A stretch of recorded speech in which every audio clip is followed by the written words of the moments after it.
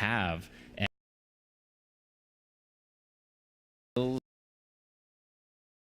And as Rich said, there's still a lot of combat in the game that we didn't have a lot of the videos today.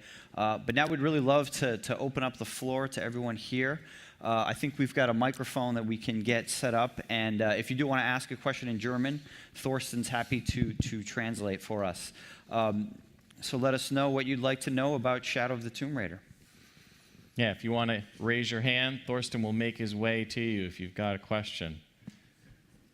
We can't have been that thorough. There have to be at least right here, one or two questions. Okay, there we go.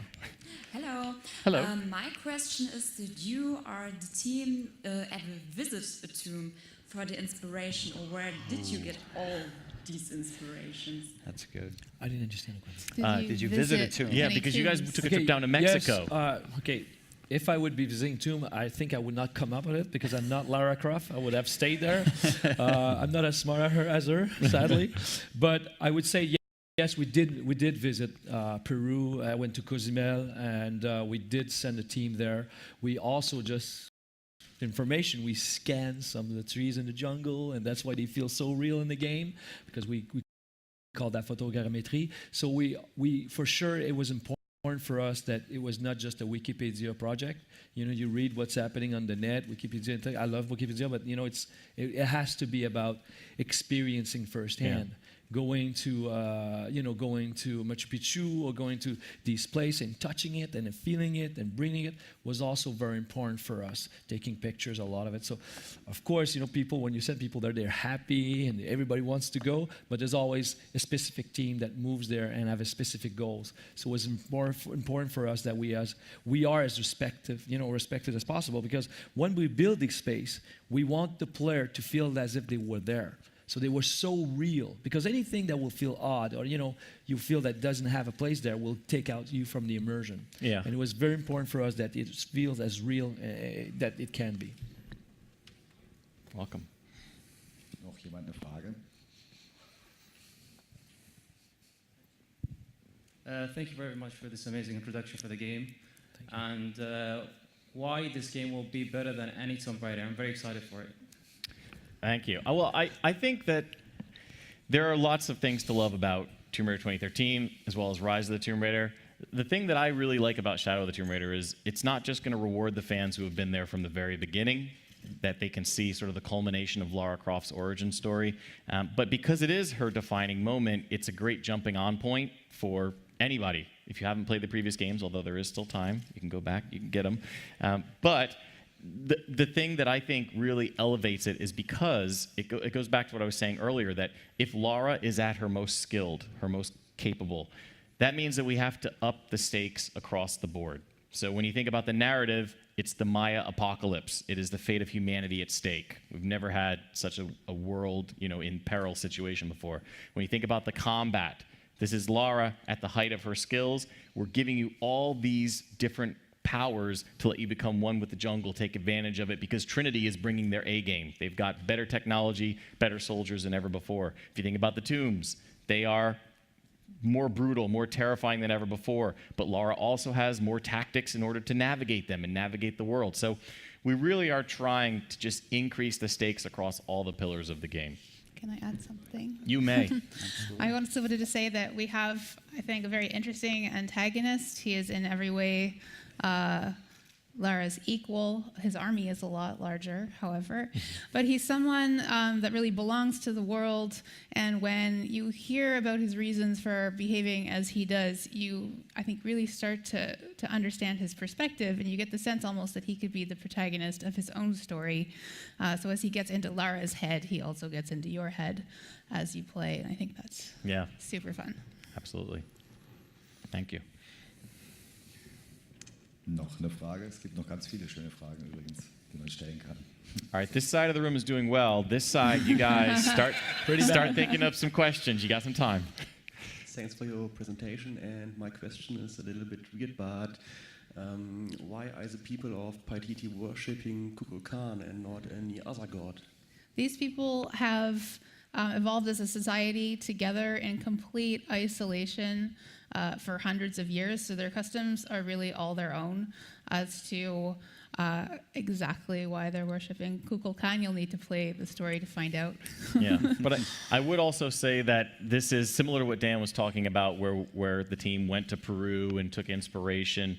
You know, we are not trying to tell a historically accurate game in this. We are basically taking reference and, as respectfully as we believe we can, painting a story that works with our narrative and the story that we want to tell. So we are absolutely taking references from historic fiction. You know, we call it Googleable myths, as in it's all rooted in real history, but we do take some certain narrative liberties in order to tell the story. And you'll understand, to Jill's point, more of why we do that. Also, I like to keep it in perspective that it's not history. Like, Lara's not stepping back into the past. These are contemporary people who are alive among us today.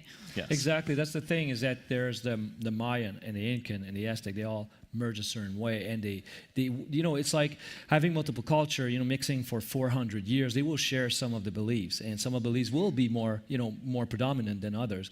It's a micro system, micro ecosystem that they have together. So that's something for us that was very important. That like Jill was saying it very well, is that they've been completely separate from the world, but they've been together for 400 years. Yeah. And we know that the Incan and Mayan and Aztec, they never met, because one's North America and it's South.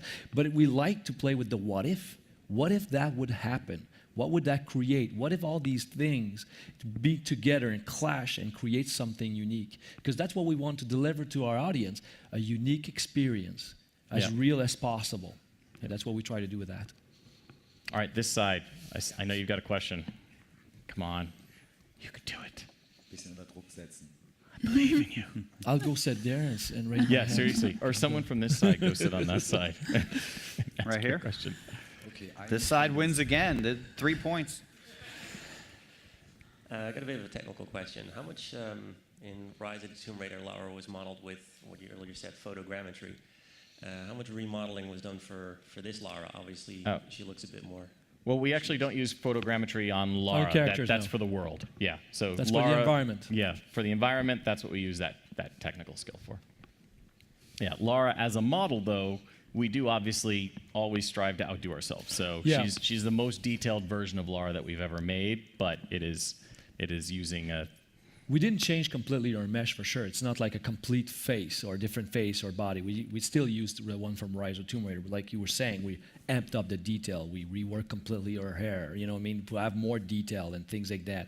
And also, one of the complexity of what we try to do with Lara is that now she needs to be wet and now have mud and all have dirty and some blood. And all of this super high detail, because that's what we have some, like you were saying previously, and in one of the interviews we had before, the model we have there, it's in-game model. The cinematic you see, it's the in-game model. So we have to have all the, pushing the detail as much as possible. And with the new current technology, HDR and everything has to be super high compared to. One thing we did change, though, is we made Lara more ripped. Because we realized that if she's going to climb around all over the place, she's going to actually develop some musculature. Yes, so if you look, she's got some delts going on. She's got her tris. So I'm very proud of that. Lara's you are. Buffed I know. up a little bit. All right, here's your chance, this side of the room. Oh, right here we go. Front. Yes, yeah. perfect. Du hast sogar 2 Fragen, wenn du möchtest. First, my English is not the best, so I must say the question in German. Meine Frage ist, in Rise of the Tomb Raider hat man ja gesehen, die letzte Cutscene, dass man die Karte von Mexiko gesehen hat.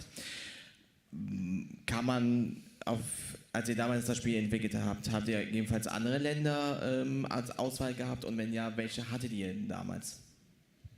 Okay, so in the end of Rise of the Tomb Raider, you see a map of Mexico. And have you ever thought about, back then, other countries for Lara to visit in Shadow of the Tomb Raider? And if so, which countries were it? I'm not going to talk about the countries, but we did thought about a lot of places, because each time we're starting working on a Tomb Raider, because we have to find a place. And one of the things, because when Rise was ending, we already start conception of Shadow. It's been 3 years and a half I'm on Shadow, and we were talking me, Rich, and there's another guy, Noah Hughes, creative director on Rise, and we start talking about all that. And at a certain point, when we decided it would be Cozumel, Mexico, he said, "Hey, we should put that at the end." And I was like, "Yeah, that's an awesome idea," and that's how it happened. But we already decided, because when we saw for the first time in a prototype the jungle with Lara, we immediately went like, "Oh my God, this is it. That's the place we need to go." Yeah. And Dan had this vision of Lara going to a place where every single thing was trying to kill you. And that was the whole point about the jungle. It is one of the most brutal environments. It's one of the deadliest environments. As Dan would always say, you will not starve in the jungle, but something else will get We'll you. eat you, for sure. Nochmal links vielleicht zum 3:2. Ja, der Mann muss das alleine machen. Okay, zweite Frage ist, mal angenommen, das Spiel kämpft sehr gut an und die Publisher würden sagen, hey, wir starten jetzt komplett mit einer neuen Trilogie oder über was danach passiert ist. Würdet ihr diese Herausforderung annehmen und wenn ja, was glaubt ihr, was könnt ihr denn da noch besser machen? Okay, if the game will be amazing and everybody will buy it, which will be, so So the when game will be the amazing, game is everybody amazing. will buy it. So what do you gonna do next, and how do you do it Oh. even better? You're at the sneaky. next- Vacation for me. Yeah. For me. Yeah, That's the vacation. first thing. I need vacation. I will say right now we're really focused on Shadow of the Tomb Raider, but we like listening to our fans. And so after you guys play it, make sure you're getting on the boards and letting us know what you guys think, because I'm not going to say anything about where the future might go. However, a lot of the stuff that you see in Shadow of the Tomb Raider is because fans asked for it. The immersion, the difficulty, adjustability. We listen to our fans and say, okay, more people wanted swimming, so we're going to give you swimming, but it's underwater survival. So you have to also be careful what you wish for, because we may deliver it in a way that you aren't necessarily expecting. Oh, we have one over here. There we go. Oh. Yeah. Now the side of the room is. Yeah. You got. What are you Well, guys yeah. doing Yeah. over here? Let's go. Yeah. Ich gebe einmal noch hier die Seite, bevor sie wieder ab. And then she's next. Yeah, we got you next. All right. Do we have some Easter eggs to expect, like something special, like Mario would be on the wall? Or The I ancient, know, bad idea, but the Mario of something the ancient Maya, jumping through time to join us. Let's just say it wouldn't be a Tomb Raider game without some secrets, but Mario on the Wall is probably not one of them. Probably not. You need to find it. We still haven't figured out how many llamas there are in the game yet, Dan. So let's work on that first. We have the technology. Right here. Oh, she was. Oh, Oh, sorry. next one over. One Yep, over. sorry. Thank you, sir. Nope. You'll nope, be next back, after that. nope, No. nope. Come on. Oh Over. my goodness. Ah, All right. Thorsten. Wie lange habt ihr an dem Spiel insgesamt gearbeitet? Und was waren so die ersten Schritte bei der Erstellung des Spiels? Okay. How long have you worked on this, and what were like the first steps in the project? I've been working on Tomb Raider for 8 years now. I've been there since Tomb Raider 2013. I was working with Rich at Crystal Dynamics at the time. I moved mid-production, we call that vertical slice too, mid-production of Rise of the Tomb Raider in Montreal, because I'm first from Montreal. My wife was missing the snow, so we had to go back in the cold. Because California is the worst place you can live, by the way. It's just too beautiful. So, so working, how did it all started? I will let maybe Rich talk about that, or Yeah, I it's can really talk about interesting. it, but- Yeah, it really starts with a lot of talking and brainstorming. Yes. Those are some of the most difficult, but also some of the most interesting parts of game development, is because, obviously Dan was leading the team, and you get sort of this, you get a framework of where you need to go and where you want to go with Lara, but, without going into too much details, because we don't want to spoil things about the story, we have a lot of discussion about what is it that is going to be the theme of the game. And I think that's where it really starts. And so when we talked about like the shadow and the duality and the light and dark and what Lara's going to have to go through over the course of the narrative, a lot of it then folds out of that. And then you take a look at, okay, what is it that we want to keep from Rise of the Tomb Raider, the stuff that we really did well, that we don't really need to change, we just tweak it a little bit. What is it that you want to improve? And then what is the stuff that we just make completely new? Exactly. So I would say that you start with that theme and then you look at your pillars. And for the beginning of all, for 2013, the first question we had was, what would be a more human Lara Croft? What would be a more relatable Lara Croft? And that's what was important for us, because she had great qualities, you know, in the previous games, very great qualities and very good things about her. And we kept that, you know, how strong she is, how smart she is, and things like that. But one of the things we start thinking about, what is humanity and what is being a human being, and it comes with flaws, and it comes with, you know, some quirks, bad quirks and things like that. And we start thinking about what would that be. So throughout the entire trilogy, we exploring these elements. We are you know, her obsession to thinking that he's the only one who can do that. But at the beginning of 2013, if you play it, she's super insecure. She doesn't think she can do that herself. Huh? It's like Rot when he says, "You can do it. You're a Croft," and he says, "You're not that kind of Croft." And but she realized after that the plane is not going to save her. Rod's gonna say, I'm sorry if I spoiled the 2013, but the plane's not gonna save her, and her friend's not gonna save her. She has to save herself. And this is a pivotal moment in 2013, and also a very important character arc and turning point for the character.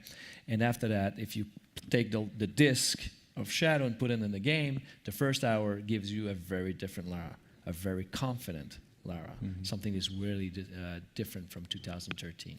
So I don't know if I answered your question, but that's that. Finally. At long last. Are you also going into virtual reality, that you can walk, kind of like the game in 2013 where you walk into the house?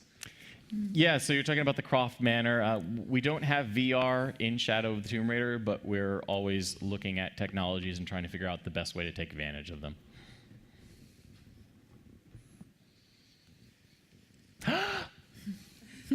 Laura!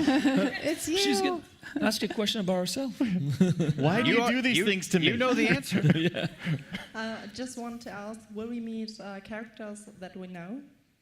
You will meet characters that you know. And wait, from other games, you mean like Jonah? We've already said, yes, Jonah's in there. So the answer to that is yes. You will meet a character that you know. And we also have other characters that are new that we are keeping the lid on. It's still no Mario.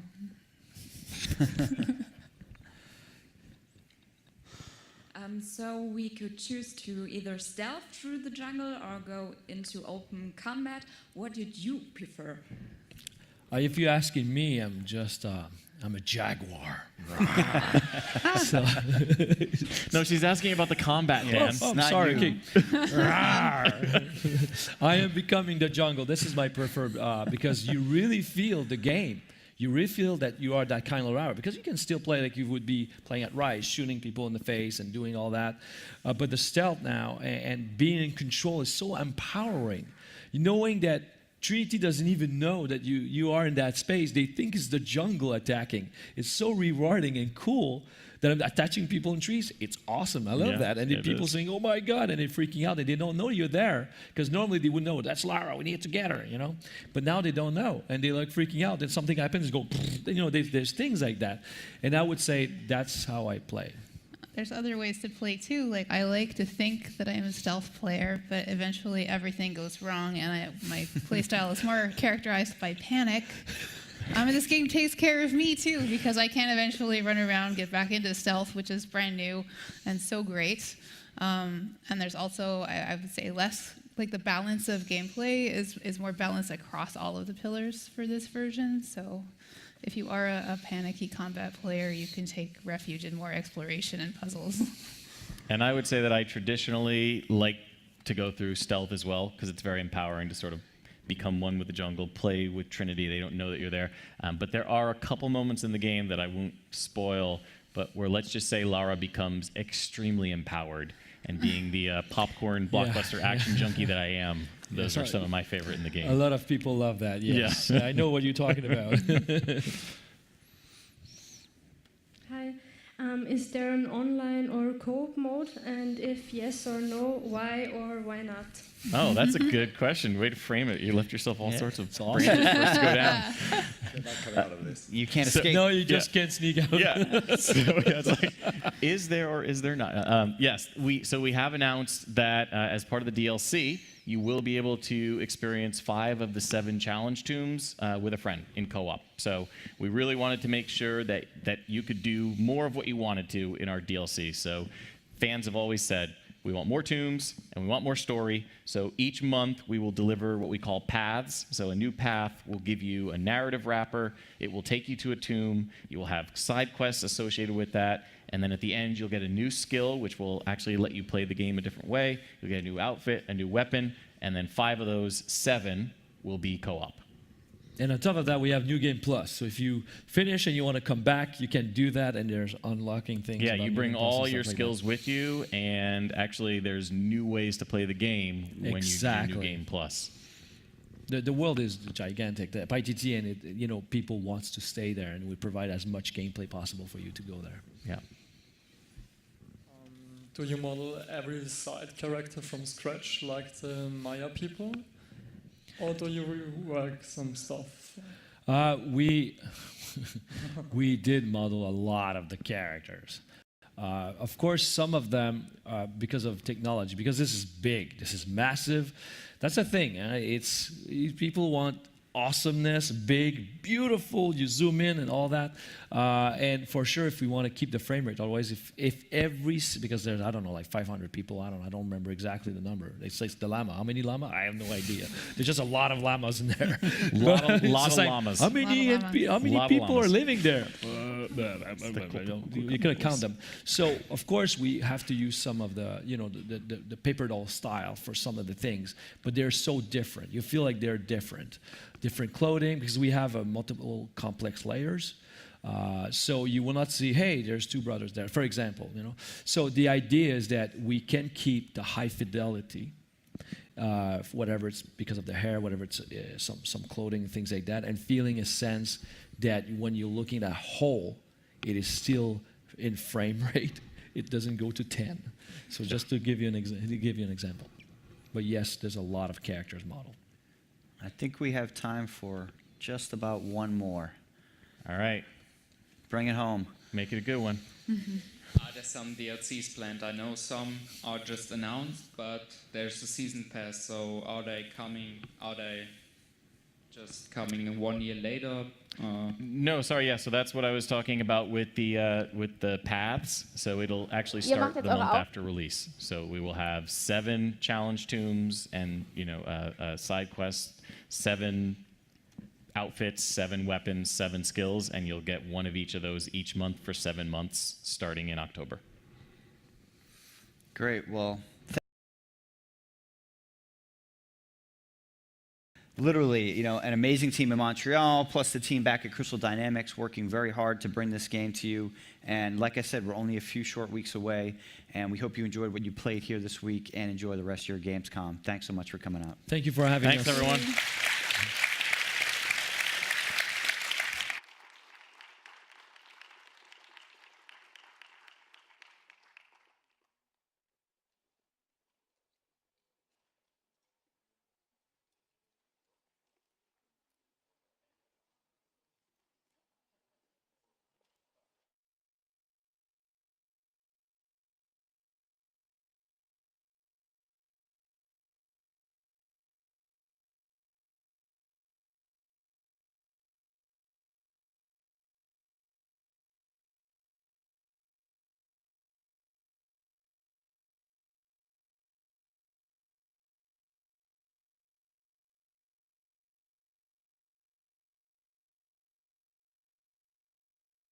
IGN is bringing the gaming world to Instagram.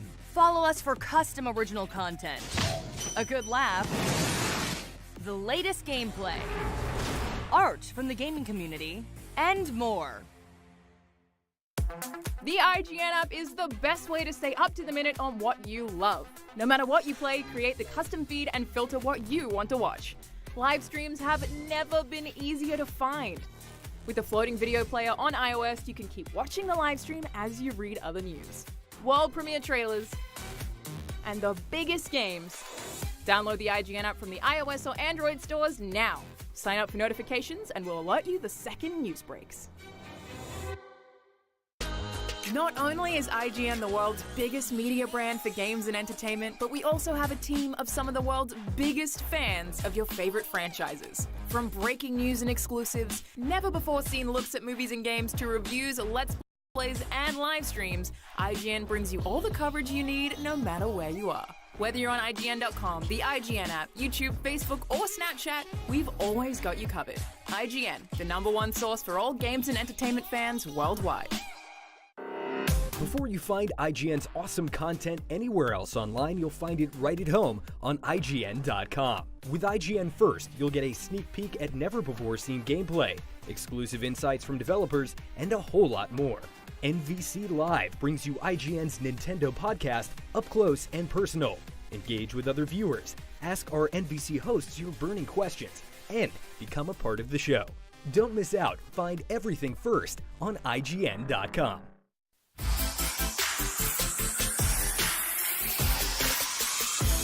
Welcome back, everybody. IGN Live from Gamescom 2018. There is new story content coming to the Elder Scrolls Online later this year in the form of Murkmire.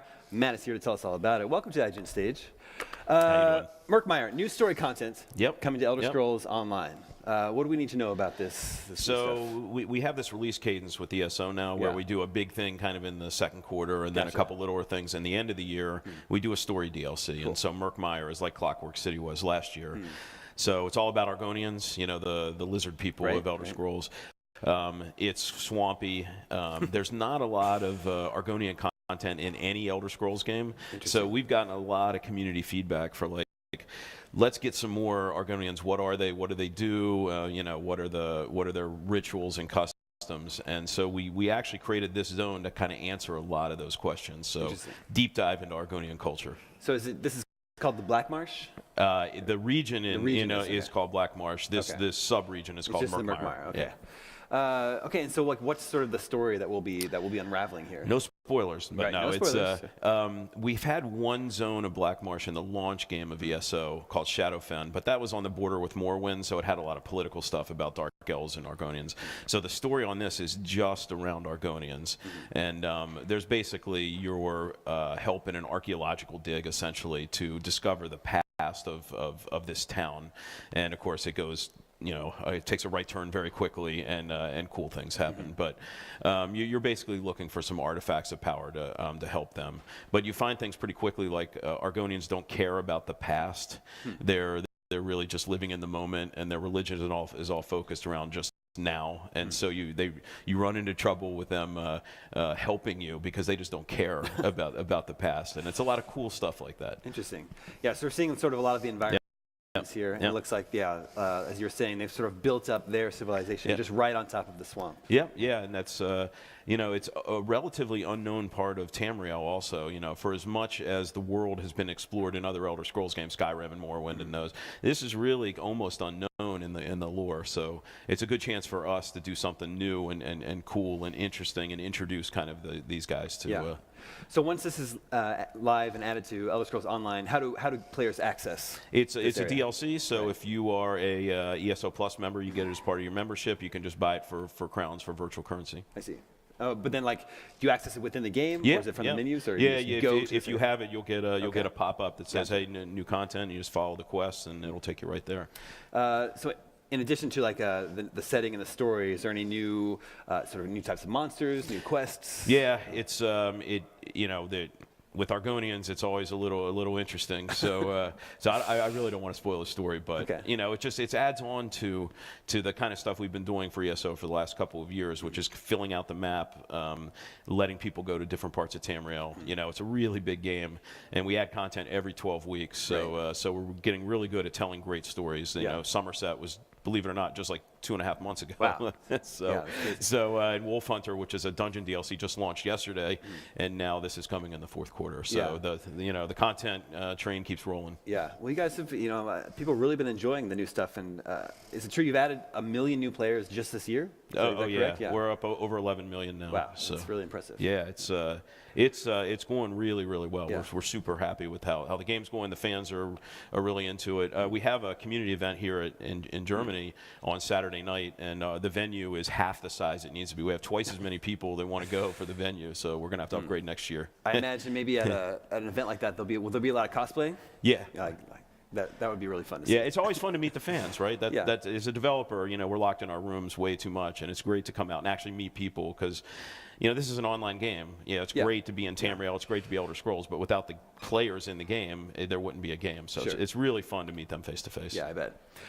So Murkmire, sort of focusing on the Argonians, I'm sure you have data on the different races that your players choose to be. How popular is Argonian? So in the grand scheme of things, not. Really? But of people that play the game a lot, they are super popular. Okay. So there are people who play Argonians and only Argonians. And okay. it's a whole thing. So maybe this will prove to be popular with your most hardcore Yeah, fans. so certainly people that play Argonians and only Argonians are going to love this. And everyone else, Argonians are funny, right? They're just different and weird. You see from the video, we're not taking it, too seriously. Sure. It's fun, but they're weird, and we really play on their weirdness. And players who don't usually play Argonians are going to think it's hysterical. So. Can you give us an idea of how big this area is? So if you play Clockwork City, which is for us is a small DLC, which is only 10 to 12 hours, where Somerset is more like 40. That's why we call that a chapter, and this is a story DLC. I see. Yeah, so you've got this sort of regular cadence release schedule for new content. How far out do you have it mapped out? You don't need it without telling us. Next year is on rails. Really? We're working on next year. Wow. The year after that, we're conceptualizing right now, and the year after that is kind of just in the brainstorming stage. Okay, so yeah, we got plans for a long time. Yeah, this is something you're planning to support Elder Scrolls Online for quite a ways in the future. We're still adding players, so it's it's still growing. Yeah. So we're gonna do this for as long as there's a community out there that's playing it. What do you feel like you're really doing well? That's really resonating with players and making it so successful. There's a lot of answers there, but really what we do well is storytelling, because recurring characters and telling interesting stories as you're exploring Tamriel. So we got Somerset. The story was amazing, and Morrowind was really good, and we just keep getting better and better as we go. Very cool. Well, I don't think there's a specific release date for Murkmire yet, but it's coming later this year. Yeah, fourth quarter. Fourth I quarter. think late October, early November. Right. Are there any smaller drops before then? Just Wolf Hunter. It launched on PC yesterday and consoles next week. Okay, very cool. Awesome. Well, we're always excited to see what's going on with Elder Scrolls Online. So great to be here. Do keep us informed. We will. Have a great show. Thank you. Have a great fan event Saturday night. Yeah, cool. we will. Stay tuned. More to come from Gamescom 2018 right here on IGN Live after this.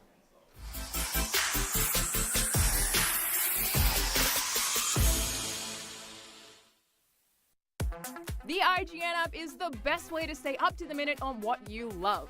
No matter what you play, create the custom feed and filter what you want to watch. Live streams have never been easier to find. With the floating video player on iOS, you can keep watching the live stream as you read other news.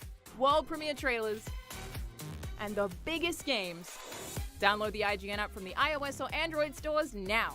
Sign up for notifications and we'll alert you the second news breaks. Before you find IGN's awesome content anywhere else online, you'll find it right at home on IGN.com. With IGN First, you'll get a sneak peek at never-before-seen gameplay, exclusive insights from developers, and a whole lot more. NVC Live brings you IGN's Nintendo podcast up close and personal. Engage with other viewers, ask our NVC hosts your burning questions, and become a part of the show. Don't miss out. Find everything first on IGN.com. IGN is bringing the gaming world to Instagram. Follow us for custom original content, a good laugh, the latest gameplay, art from the gaming community, and more. Not only is IGN the world's biggest media brand for games and entertainment, but we also have a team of some of the world's biggest fans of your favorite franchises. From breaking news and exclusives, never-before-seen looks at movies and games, to reviews, let's plays, and live streams, IGN brings you all the coverage you need no matter where you are. Whether you're on IGN.com, the IGN app, YouTube, Facebook, or Snapchat, we've always got you covered. IGN, the #1 source for all games and entertainment fans worldwide.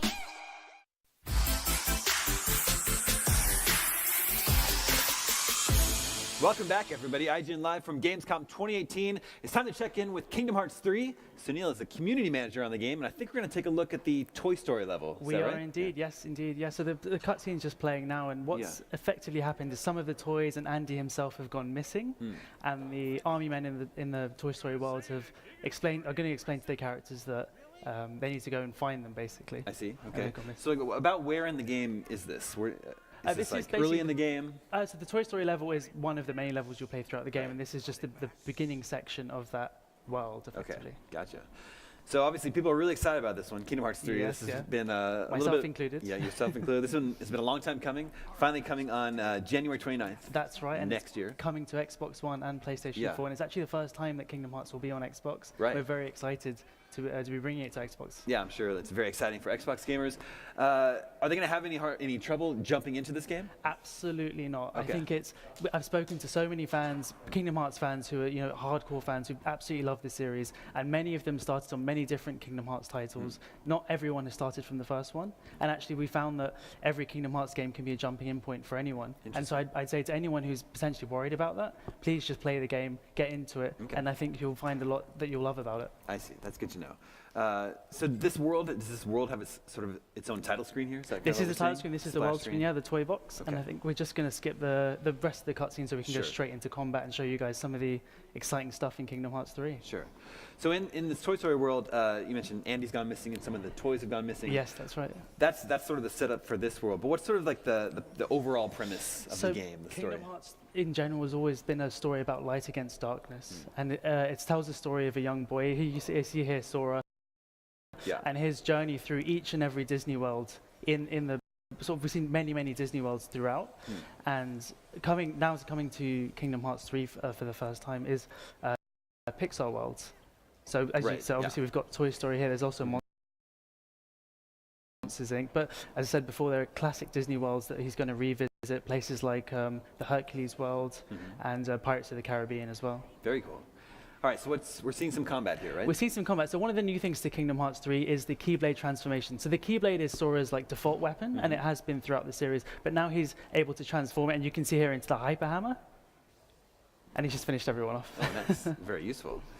Are there any changes to the combat system? in Kingdom Hearts Yes, 3? there are many. So one thing that we could have touched on that we didn't was the attraction system. So these are based on classic amusement park rides. I'm sure we'll see some later, but you get ones like the pirate ship from you recognize the sort of rocking boat that you get in amusement parks. And you can see here the Mad Teacups as well. And he's just going to just rolling around basically on the floor there. How are those activated? So those basically, they come about through combat, and every so often are Heartless, so the enemies, the names are Heartless. Eventually when you hit a few of them, you'll get a special symbol over them that appears, and once you hit that symbol, you then have the option to activate one of these amusements. I see. It's cool that so many of the objects in the environment you can interact with. Like he was just rolling around on the ball. This is another thing, and Ian's doing a very good job of showing this off. Yeah. It's the verticality in each level in Kingdom Hearts, and it's something that's brand new for Kingdom Hearts 3, and the worlds are much taller than they used to be. And you can see here, you can run right up Andy's room. There's a treasure chest there I think we're going to open up and have a look at. We'll see what it is. It's a potion, obviously. Oh, nice. Yeah, that's very useful. Yes, yeah, indeed. And you can see you're just able to jump through worlds, and it's very seamless as well. You can see you can jump right through the window here, and it's not like there's a loading screen or anything like that. Just float right out, and there you go. And Sora's going to float down and start attacking these guys as well. So yeah, in the combat system here, there's no transition into the combat very scene. It's quick, all yeah, exactly, happening. very seamless indeed. And one of the other things I touched on Keyblades earlier. You can see here now that we've switched Keyblades on the fly, so it's brand new for Kingdom Hearts. So you can see here that one of the transformations is taking place, and that's the Monsters Inc. Keyblade, and that's switching into Agile Claws. And so the more you attack enemies, you can see there's a little arrow at the bottom left there. That starts to build up. Once you've got 3 arrows, as you do that, you can then switch it. Gotcha. And this is now the Tangled Keyblade. And there's a transformation for you. So it transforms into the Mirage stuff. Do you have a ballpark figure for how many transformations there are for the Keyblade? I've seen at least 2 per Keyblade so far. Okay. Yeah. Very cool. So Sora's main companions, is it true? His main companions are Donald and Goofy? Donald and Goofy, who I'm sure many people will recognize. Right, but also you can see here that in the Toy Story level, Buzz and Woody are along for the ride as well. Right. And as you go through the different worlds, you'll meet different Disney friends, and they'll join you for the adventure. Yeah, is it based on the world that you're in right now? Different characters will join you? That's right, yeah, Okay. exactly. Well, Sora will make friends with everyone as he gets through the worlds, and like I said, he met Buzz and Woody already, and in different worlds you'll meet different characters as well. There's also a link system in the game that allows you to summon, well, to effectively summon different Disney characters into your world, and you can see here that we're about to summon, we'll link with Ralph from Wreck-It Ralph. Oh, very cool. And each link acts sort of works in its own different way. So the way that Ralph will work is that you can set blocks up in the level. So you'll see start building up some blocks here, and they will effectively stop the enemies in their tracks. You can see those searchlights will sort of home in on them. There you go. And once you've built up a number of them, Ralph will do his thing, basically. How many of them do? Oh, here we go. There you go, yeah. Nice. That seems very useful. So are you always in control of Sora? Yes, Okay. well, for the majority of the game, yes. Yeah. Okay. One of the other links that I didn't talk about there was that Ariel was also selectable from The Little Mermaid. Okay. Yeah, it's very cool. So is the ability to have 5 people in your party, that's a change from previous Kingdom Hearts? That's a change. In previous Kingdom Hearts games, we've had 2, potentially 3. Right. But now we've got, 2 as in addition to Sora. And now we've got like 4 of them with him now. Yeah. And one of the other transformations here, Keyblade transformations, is that once you've selected the Monsters Inc. Keyblade, it transforms into the Agile Claws, which then can transform further into the Twin Yo-Yos, which I'm particularly fond of. Can you speak to these fireworks, these rockets here? Yeah, of course I can. So right now, effectively, when you and Buzz attack together at the same time, you have the option to summon this Rocket Ruckus, and it kind of it becomes its own little mini game. You can spin around, attack different things, and there's a finishing move there, which is really, really cool. All right, so we're seeing a lot of combat here. How do we go about actually completing the mission? Progressing the story? Yeah. So basically, as I said, so the army men in the previous cutscene have explained to the team that they need to go to Galaxy Toys, a toy shop, to try and find out what's happening next. So we're gonna go through a street here, and we've done that, and we get to Galaxy Toys. Okay. Yeah, we started out in Andy's room. We went out to the street. Like, how big is this world? This Toy Story world? Toy Story, it's huge. I can't say too much about how long it will be. I don't want to spoil it for anyone. Sure. But there's a lot to it. Okay. Have you revealed who the boss of this world is? No, we haven't revealed it. So that, again, things like that we're going to keep very, very secret and wrapped up until the game launches. I see. Well, we do see Galaxy Toys here. I think we're going into that's this right. new Yeah, environment. So there's going to be a lot of recognizable characters in each world. Absolutely. Right? Yeah. I mean, you can see. I mean, as well as Buzz and Woody joining your team, people like Rex and Ham are also in the story as well. And so some of these toys are going to not so good, little bit evil, and they're going to try and attack us here. They call it Gigas. They're huge mech machines, basically. I see. I think we can skip the cutscene here, so we can go straight through into gameplay and show you guys the Gigas. A short tutorial there. So whenever you enter like a new mini game in Kingdom Hearts, you'll always get a short tutorial just to let you know how to play, because the game it features so many different ways of playing. Yeah. Like this is basically a first-person shooter now, which is completely different to what we've been seeing the past few minutes. So as you move to all these different worlds, players are really going to experience a lot of different types of game mechanics. Yes, absolutely. Yeah, exactly. So here, like I said, it turns into a first-person shooter, and you basically just have to shoot the Heartless down. They've taken on these, jumped into these robots as well. And actually, Sora can jump out of robots whenever he wants and jump into another one. But it's probably not the best time for it. Oh, okay, we're going to go for it. So in addition to all of the recognizable Disney and Pixar characters, are there recurring just Kingdom Hearts original characters from previous games? There are indeed, yeah. We've shown a few of them off in some of the trailers, like at E3, for example. And we saw a glimpse there just before we skipped the cutscene of a bad guy from previous Kingdom Hearts games who's returning. And we'll see plenty more of those as we get closer to launch as well. We'll unveil a few more, I'm sure. I see. So, longtime Kingdom Hearts fans, they've been waiting for a long time for this game. It's still going to feel natural to them. It absolutely feels like a Kingdom Hearts game should do, and it has there's some magic there being shown off as well. But there'll be lots of recurring characters from the series, and lots of familiar faces, as well as the Disney characters who we've all grown up to love as well. So Donald and Goofy and other characters that are in your party, they all act on their own automatically? They do, yeah, but there are certain options you can flick to sort of set up how they act effectively, kind of tweak their AI. I see. Interesting. Yeah. So how's this battle going for us? I think it's going very well. I mean, we're having to heal, but that's okay. But I think eventually, again, here we can see the verticality of the world and the fact that Sora can run up pretty much everything he wants to. But eventually, I mean, it's much easier once you get back into the robots to try and finish the fight off. Yeah. When given the option, probably use the robot suit. Yes, absolutely. So. And actually, if you can see, there's a hidden Mickey. If you can see it in the background on the wall. Oh, yeah. Yeah. So there's like another mini game throughout Kingdom Hearts 3. You've got to try and find all of those in each world. If you find them, you can start. There may be some prizes. There may be some prizes. Maybe. Okay. Yeah. What's the sort of like? Are there lots of secrets to find? Collectibles or? It's as with all Kingdom Hearts games, there can be so many different things to find out and discover. We won't talk too much about those, but that's just one of the examples of things that we will see. I see. On all the around the environments, on the walls and stuff, there's a sort of ripple that's sort of like floating up. What is that? So that white ripple effect effectively it basically tells you that Sora can run up that wall. Oh, okay. And again, it lends itself to. It talks about the verticality of each level as well, and how tall the whole world is, and how big everything like seems to be. Yeah. Like I know Sora is meant to be a small toy here, but it is a huge world. Yeah. Are we going to end up seeing the boss here in this demo, or is that something you're holding back? We're going to hold that back. Yeah. I'm trying to think who the boss would be in the Toy Story world. Well, like I said, we got a small hint of a bad guy earlier in the thing, and he wore the black cloak. And again, people who have played previous Kingdom Hearts games will be well aware of who that is. But like I said, even if you haven't played a Kingdom Hearts game before, not to worry. He looks like a bad guy. You know he's the bad guy. Yeah, you have to go for him. Exactly. Yeah.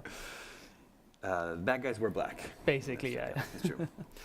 Well, it's very cool. You must be very excited to finally be able to share the game with all the fans out there. So excited. We've seen such a positive reaction from all the Kingdom Hearts fans, and we really want other people who haven't played Kingdom Hearts before, especially people on Xbox who haven't had the chance to play it before, to please jump in and play it and give it a chance. And I think there's something there for everyone to love. Yeah, and you guys are kind of kicking off the new year. You guys are out January 29th. January 29th. It's going to be on Xbox One. It's going to be on PS4. Very cool. Thank you so much for coming by the IGN stage. Thank you very much for having me. Thank you. Stay tuned. More to come from Gamescom 2018 right here on IGN Live after this.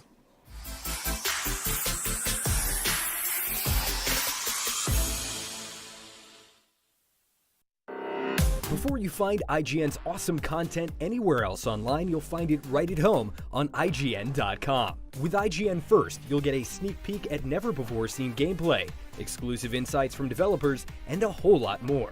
NVC Live brings you IGN's Nintendo podcast up close and personal. Engage with other viewers, ask our NVC hosts your burning questions, and become a part of the show. Don't miss out. Find everything first on IGN.com. IGN is bringing the gaming world to Instagram. Follow us for custom original content, a good laugh, the latest gameplay, art from the gaming community, and more.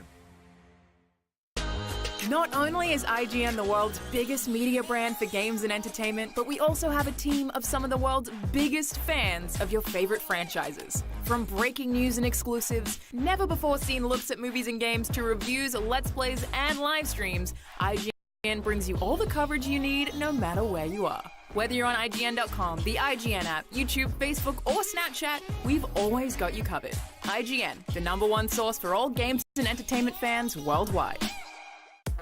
The IGN app is the best way to stay up to the minute on what you love. No matter what you play, create the custom feed and filter what you want to watch. Live streams have never been easier to find. With the floating video player on iOS, you can keep watching the live stream as you read other news. World premiere trailers, and the biggest games. Download the IGN app from the iOS or Android stores now. Sign up for notifications and we'll alert you the second news breaks.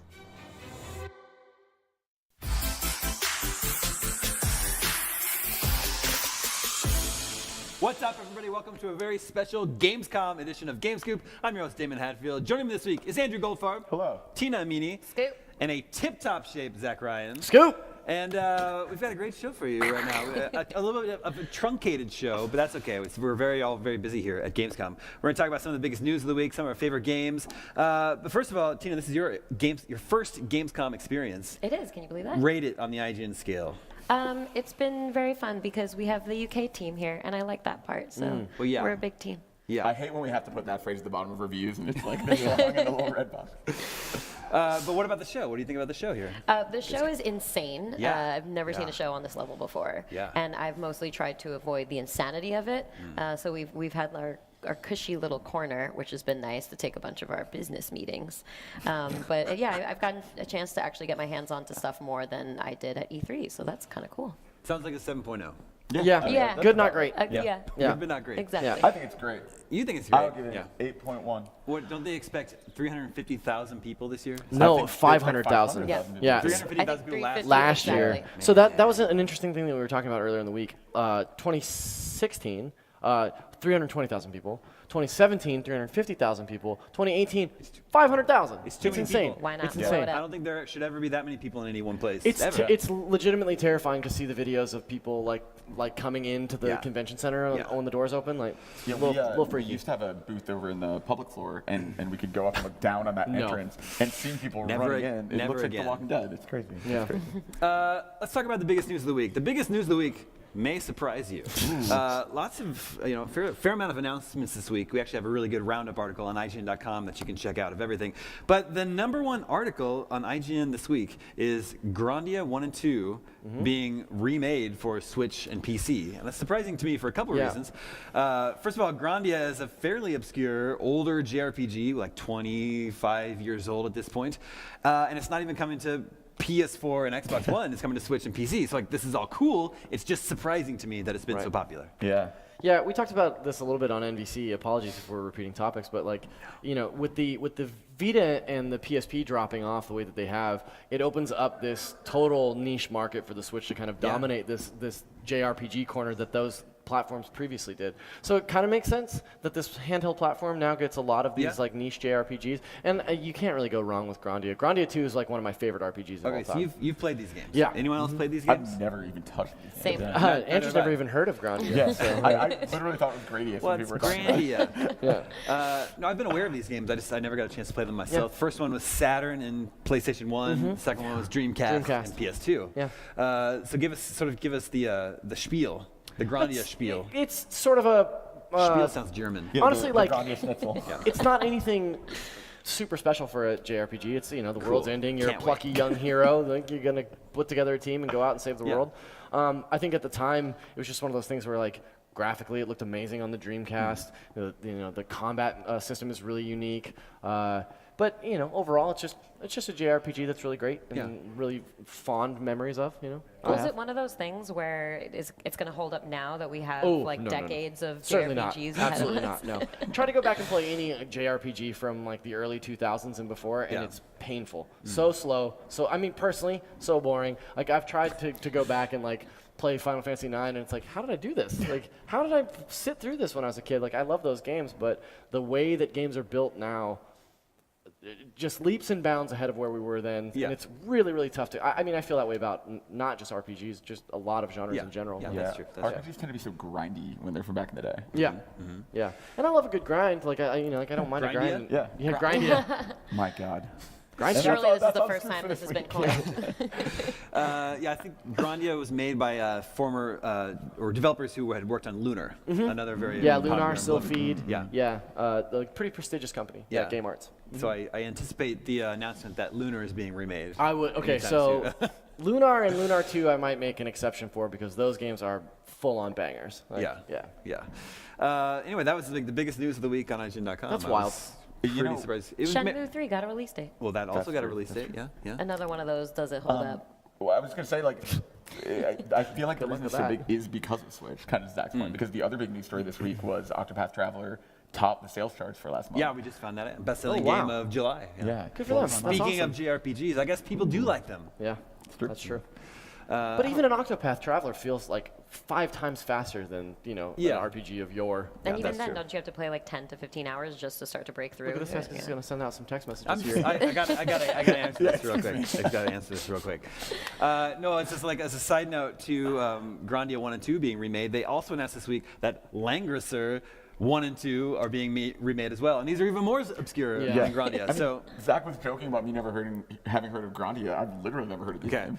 So there was a Sega Genesis game called Warsong in the U.S., and that was Langrisser, the Western release of Langrisser, and it was a very cool tactics turn-based strategy game that I liked, but I hadn't even thought of it in 30 years, 20 years. Yeah, so that game and its sequel are now being remade also. So it's okay, it's cool, it's super cool. It's just wow, I wouldn't have guessed. Yeah, and I wasn't expecting that. Yeah, no, that's wild. But I'm glad it's happening. All right, also news this week. We got a release date for Devil May Cry 5. And that release date is March 8th, 2019. So that puts it right in between the biggest release date of 2019 so far, February 22nd, which is what? Anthem, Metro Everything- Exodus, everything on- Days Gone. yeah, Anything February else on that 22nd. same day? Crackdown 3 on that day. So quickly followed by Devil May Cry 5 on the 8th. And then right after that is The Division 2 on March 15th. So very busy And release my window birthday there. on March 5th is part of that Most calendar as well. important. Yeah, yep. So We're reviewing you too. I'll get you a copy of Devil May Cry 5 for your birthday. Aw. Yeah. Thanks, Dad. Our own Joe Scrubbles got to check out Devil May Cry 5 this week at Gamescom, and Yeah. I think he had a blast. He said it felt great. We had it on the live show, Yeah. and just watching, they came out and did a live demo of it, and just watching them play it was a lot of fun because you kind of forget about that stylish action, and it's Yeah. really been refined since I haven't played a Devil May Cry since probably 3.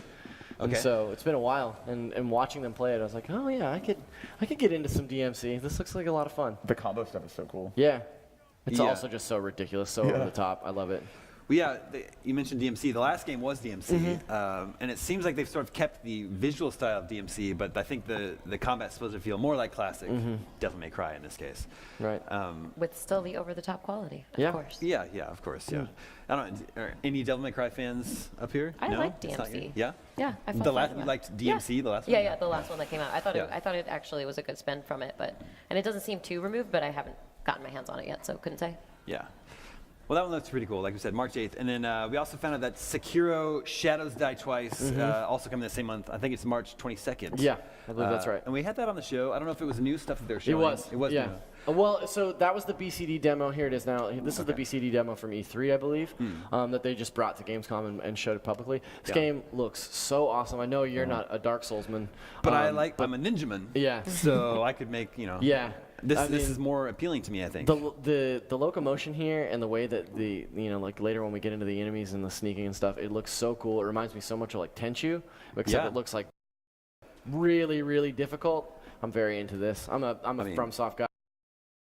So this is really FromSoft made Tenchu, and then when they were teasing this game, a lot of people wondered maybe this is a new Tenchu game. But I mean, seems for all very intents and Soulsy purposes, still. like it very well could be like a spiritual successor or something. It still has like bonfires and stuff though, right? I Or the equivalent don't of a know. bonfire. I'm not sure. I mean, I don't think bonfires existed in feudal Japan. so That's true. That's true. It's hard to tell. What we're seeing here doesn't really remind me of Dark Souls or Bloodborne, I but- mean, combat-wise, this Yeah. looks a lot like Bloodborne, a lot like Dark Souls. The way that you're dodging, parrying, like moving around your enemy to find an opening. Yeah. For sure. But there's other things like the fluidity with which the character moves, like the verticality of it, totally new from FromSoft. I'm really excited to see what they have to do. Lucy O'Brien actually played this game this week, and she had a write-up for us as well. But she said that it kicked her butt quite a bit, and that even coming from like a Souls background, she just couldn't quite get her grasp around it, and they kind of had to like fast forward. In the same way that Bloodborne is faster than Souls, like this looks even faster than that. Yeah. And I love the idea. So like the whole thing is like they called it a shinobi prosthetic on your left arm, and you can trick it out with different things. Like in this demo, we see him like whip out an axe and cut down shields. But apparently, and the grappling hook as well. But like apparently, you can equip a bunch of different stuff on that arm and have all these different powers to cycle through. So This game looks awesome. Yeah, I can't wait I'm to really, play really this. stoked for this. And I'm glad it was just sort of revealed, I think, at E3, and I'm glad we're getting the release date less than a year that's after awesome. its reveal. Yeah. So that's another one I look forward to playing next fall. Yeah. All right. Speaking of games that people are looking forward to, I finally got to see that behind closed doors demo of Cyberpunk 2077 that everyone else saw at E3, and so I finally got to see it here at the show. And there's some slight tweaks, I think, to what they were showing at E3. Yeah, they let the audience members kind of choose. Yeah, certain make things. some choices. Yeah. Choose the gender of your character at the beginning of the game. I think they were showing just female at E3. Now it can be male or female. So we played as a male. So here's the thing. I was very impressed. I thought it looked really cool. Right. Maybe not quite as impressed as everyone else seemed to be at E3, because everyone was coming out of that demo acting like this was the most amazing thing they'd ever seen. Right. Oh well, your expectations That's were true. raised. There's that too. I thought it seemed like a very, very cool open world RPG. The most impressive part of it to me was how densely packed the city was. It felt like a real living city. And as you moved about it, going from mission to mission, there were no loading screens. Everything is seamless. Tons of stuff is going on around you. So it feels like a real living city. But aside from that, it feels like, you know, just like fairly typical open world RPG that we've seen before. It's the little touches, right? Yeah. Like for me, I totally agree. I think it's reminiscent a lot. Like combat's like a little Borderlands-y, and you know, there's a lot of games that I see sort of influences from, and not as much from Witcher actually. Yeah. But it is that moment when you see Night City and when you see all the people, and they're not just like the typical NPCs like going through like a set animation. Like they really feel like they're living, and they like bump into each other, and they like interact in ways that seem, at least in this demo, really meaningful. Yeah. I think with any demo like this though, who knows if that's going to be anywhere near what that game actually is like. The way that when I saw the demo and Andrew and I saw it together, actually, the way that I felt about it. What's that? We held hands through the whole demo. The way that I felt about watching it, the thing that really blew me away was the options that you have, the many different ways that you can complete objectives. You know, they showed us one particular way that they completed there's this whole thing where you had to get a chipset and then sell that and do this other thing. But like, the way that they're talking about it, they said things like, well, you can keep that chipset and sell it for yourself and then buy modifications. Or you can pay off somebody and have them go into this building and like deal with whoever the enemy is there to get the chips. Or you know, like there's all these, or it was a robot. That's what it was, not a chip. Yeah. And there's all these different scenarios in which like you could work around that objective to get to your goal, and I think that to me is what was so forward thinking about it. Like that was what I walked out of there thinking a lot about. It's like, man, if there are this many options for every mission in the game, like Yeah, people literally gasped when they said at the very end of our demo, they were like, we also could have done this, this, and this. And people were like, one guy fainted. Just fell to the floor. There's a lot of pearl clutching. It's also the aesthetic too. I mean, like it contributes both just visually because it's really nice to look at, and all of the different characters, like with the woman missing half her face, So like cool. the android missing half her face. So cool. It's that, but So it's also awesome, the yeah. fact that you know that also contributes inevitably to gameplay. Like the guns all look interesting. The spider bot thing that we saw in the demo looked really interesting and like added kind of a different gravity to the combat, or it looked to, because you know we didn't get our hands on it, so we can't say exactly. Yeah. But it seemed like it made it more diverse kind of an environment. Yeah. This isn't a totally fair comparison, but like it's not as visually striking as God of War. Of course, God of War is very much more focused and not there aren't as many variables that can happen at one time. I don't know. I disagree. Like I think that it is equally visually striking as God of War. I think that the artistic direction, especially, was really really mind blowing to me. Like I love the fact that it looks like so almost stereotypically cyberpunk, but also so unique at the same time. And like that's the enemy thing. set the enemy set that the primary like antagonists in the demo that we saw are these dudes that are like obsessed with modifying themselves so much to the point that like half their faces are missing. And they have like I do really it's like that. really really smart And you stuff. could tell it's part of the culture too, because Yeah. you see the like different kinds of groups of people, like these agent style looking people that also clearly have modifications, but then you see the more like street punk style too. Right. And Damon, you actually asked a question on our live show that I really dug about.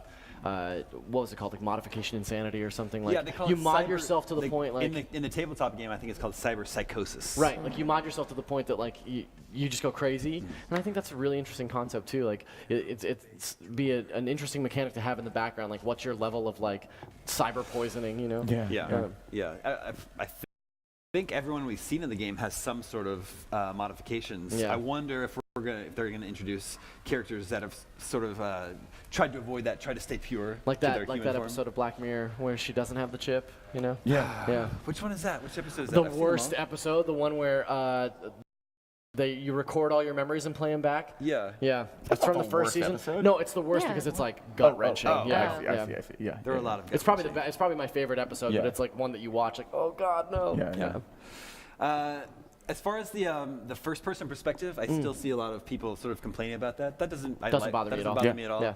Yeah, I agree. However, I don't fully buy the developers' reasoning behind that. They said they made it first person to maximize immersion, but then when you shoot people, numbers fly out of them. So it's like, okay, I don't know if that's the A lot of developers say that about like third person, but pulled Yeah. in cameras too, like over the shoulder cameras. Yeah. They say it's for immersion, but it's just whatever style you prefer.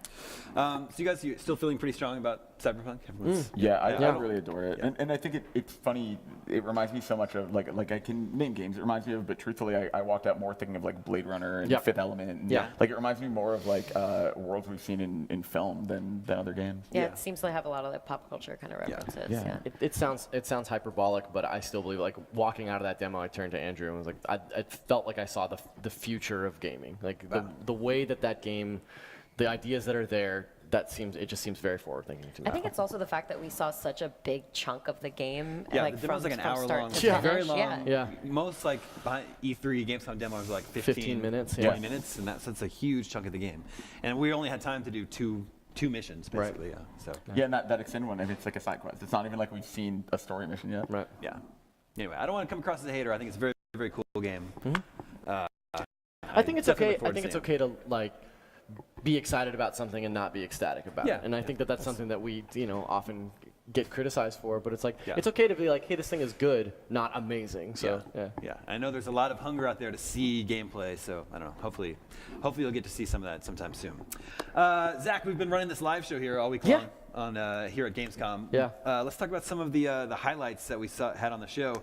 For me, I'm really liking Assassin's Creed Odyssey. And I think, Andrew, you recently just got a chance to play that today, right? Played it this morning. It is so hard. The demo they're showing. Well, the demo they're showing here is weird. It's late game, like after the story's I been kind of completed. dig that. Yeah. They're showing a boss fight with Medusa, which is crazy. Yeah, and even like so they said it was one of the very like towards the end side missions you can even get, like one of the final ones. And yeah, it's like every enemy is at max level, and you really have to, like when I started the demo, the guy was like, "Oh, did you play the E3 build?" And I was like, "No," and he was like, "Oh." It's a lot.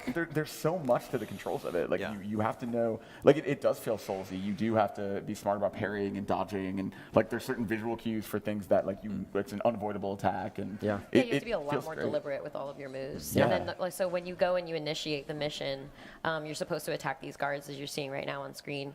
And I failed so many times that I went back, killed the guards first, then picked up the mission. Oh, you played it too? Yeah, I did. I played it yesterday. And after that, like I had this massive bounty on my head, and a bunch of mercenaries came after me, and one had a bear, and I felt really bad about killing and the that's bear, that thing in the bottom right is like as you basically like make a faction angry, there's this bounty system that's really cool. It's almost like GTA style. It is. It stars in GTA, And the mercenaries are tough to kill, and they do frequently have these like massive bears, these pet bears that come along with them. And I did feel really bad for killing the bear. I would feel terrible. Yeah, and I told the developer who was helping me with the demo that, and he said, well, actually, you can spec yourself in such a way that you can befriend the bears, essentially. And you don't have to kill them. You can actually walk up to them, and they're your pet. They help you in combat and stuff. Sounds Definitely amazing. doing that instead. Well, how do you feel about how heavily Assassin's Creed is leaning into mythology now? You're fighting Medusa in the game now. I love it. Yeah? I think it's so. I mean, It like, doesn't bother me at all. I've said for years, like, this is See the that kind here. of thing that gets me interested in Assassin's Creed again, because I think for a while it was so, just every single year it felt like obviously they changed the setting, but it had been a while since they did something dramatically different, and I think Origins was really smart in mechanics and in making it feel more like a proper RPG. Yeah. And now if they're getting weird with it, like, I would love to play an Assassin's Creed game in space, or like do weird stuff. I think that would make it so interesting. Yeah. Yeah, I think it makes for a really interesting, like just fighting Medusa was really difficult. And I don't necessarily care about Medusa as a fictional character per se, but like I don't feel one way or another about it. But I love fighting that. I'm her a was. biggest Medusa fan. My whole bedroom decked out Medusa posters. Hey, We it call could ourselves be. snakeheads. You're a Medusa man? Yeah, exactly. But it made for a really tough fight, and I didn't feel like Andrew, did you get up to the Medusa boss fight? Oh yeah. Okay. I beat it. I was Yeah, pathetic. neither. A She lot of wiped the people in our floor. demo Apparently nobody did can. it. I think Yeah. Joe Scrabble has played it A couple too. He people couldn't beat did. it. Yeah. But I didn't feel overwhelmed by the I stone mean, look how- minions look she how many sends hit out. points. Yeah. 50,000 Yeah, it's so hit crazy. points of damage. It's Yeah. crazy. Yeah. Sorry, she's you really were rough. saying? Yeah, I frequently I feel like in boss fights, like part of the round is, oh, okay, the minions are coming out now, Yeah. and you have to defeat them. It's like part of the round is, oh, okay, the minions are coming out now, Yeah. and you have to defeat them. And I didn't feel overwhelmed by it at all. It felt more like I was facing Medusa, and then that was just an occasional wave that I had to deal with. They're actually really fun because they're like little like stone men, and they don't take like nearly as many hits as like a normal non-stone man. So Non-stone yeah, man. they're good men to fight. I recommend fighting those men. Zach, I know like me, you've been playing a lot of Assassin's Creed Origins lately. Yeah. So how are you feeling about Odyssey? It's funny because I'm still not finished with Assassin's Creed Origins. It's something that Nobody is. yeah, no one's actually ever finished that game. It's a game that I've been playing. Like I played The Witcher off and on over the course of a year, and I keep going back to it and being like, oh yeah, I really love this. But that being said, like I'm so stoked for Odyssey. I think it looks great. Like I'm more into Greek mythology than I am into Egyptian mythology. This is more in my wheelhouse. Some of the stuff, like the combat, looks even more evolved than it was from the last game, and I really like what you can see here in the if you're watching this version of in the left-hand side and left-hand corner here. There's all these additional powers that you can do that they mix into combat that I think look really cool. Like in this Medusa fight, you see this like big area of effect attack. That's like it's really cool. I'm stoked for it. Too. And the one at the bottom on the wheel on the left is the Spartan kick. Yeah. It's like it's when you have someone on the edge of like a cliff and it you feels do it. so good. It feels so good. That's awesome. And you know you have to say the line when you do it too, like every time. I screamed it in the demo room. It was really startling to everybody. We also found out this week that Assassin's Creed will be taking a year off next year. It used to be an annualized franchise, then took a year off before Origins, and the Origins seemed to really benefit from that. So I think some people were a little bit skeptical about Odyssey when it announced it would be the next year, even though Odyssey's looking great. But now apparently the franchise is going to be taking the year off next year, so that leads me to ask, what's going to be Ubisoft's big fall game?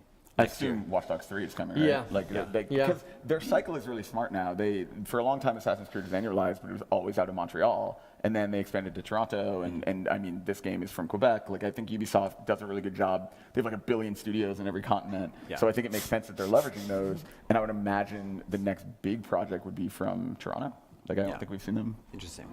All right, I know we're running short on time. Zach, what were some other highlights from our live show this week? Really quickly, just to blow through, like I really love The Messenger. I love The Messenger too. The Messenger is an incredible 8/16-bit platformer in a Ninja Gaiden vein. I finally got an opportunity to play Starlink. And the Battle for Atlas from Ubisoft? Yeah, so Starlink, I think Ubisoft is doing something really smart in their partnerships with Nintendo. I played it on Switch. You know, this is the second time I feel like they've shown off a game that we've been like, why?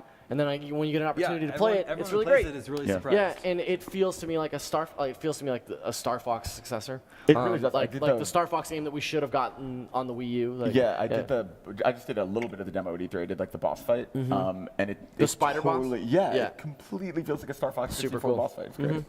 And then the last game that I wanted to mention was Resident Evil 2. Resident Evil 2 looks amazing, right? Yeah, they showed off Claire gameplay here at Gamescom, and the craziest thing about this is like I remember playing Resident Evil 2 as a kid and being scared of the monsters in that game, and they are nothing compared to what it looks like in full HD. Like here's William Birkin with an eye like busting out of his shoulder, and it's so awful and terrifying. Like I love it. I can't wait. Yeah, like Resident Evil 2 had a fixed camera in the original game, and now they're going full 3D. But it's like not even like it's interesting to go back to third person after Resident Evil 7, right? Being first person. Yeah. It's almost like two different series, you know. Yeah, like, almost like 7 kind of started a new branch of and this what one's Resident more in Evil. the vein of 4. Yeah. I was actually really surprised when they revealed 7 because the rumor for years was just they were going to do a hard reboot of that franchise. Yeah. So I was actually surprised it even was called 7. Yeah, it's really good. Okay, so Tina and Andrew, what are some of the things you guys got to play and that really stood out to you? I saw Control, which I was really excited about because I'm a big Remedy fan. That's that one that was announced at E3. Yes. Yeah. And so they were actually pretty forthcoming with what they talked about, even at E3. It was on our live show then too, and they explained a lot about it. How you're this woman with supernatural powers, and then you infiltrate the FBC, which is like the FBI, but in like a supernatural world, and then you become the FBC director. Through some weird ritualistic, like demonic process, and then you gain more powers. Like the FBI. There's some things. Yeah, exactly. So it's a little bit like their, area, like their Area 51 version. So it was really interesting to see how that combat actually worked, even though I didn't get a chance to play it myself. But your weapons can kind of transform. Your pistol, which only the director of the FBC gets, can transform, and you get a lot of powers too that let you either traverse. So it's kind of like Metroidvania in the way that there are a lot of open rooms in the hub, which is called the oldest house, and then you go through like those rooms if you have abilities like levitate. You can levitate over gaps, that kind of thing. But there's a lot of personality. Like this janitor is just kind of delirious and sings to himself, and you try to talk to him, and he just keeps singing, and you're like, oh, okay. Well, so I'll just go now. I'm still not totally clear on like what kind of game this is, what the gameplay is. It's a supernatural action adventure game. There you go. If you remember some of the abilities you had in Quantum Break, if you played that, it's similar. So they kind of borrowed that and ditched the whole narrative thing that they were doing with the TV show tie-in episodic thing. But just third person, like Alan Wake style in terms of how it controls and stuff, right? Yeah. You have a pistol and you have some special powers. You can bring up a shield from the rocks on the ground. You can launch items at people, and then some of the enemies, which are these like possessed FBC agents, because there was an invasion in the FBC, so they also can do similar things that you can do. So there's probably some weird tie-in. Yeah.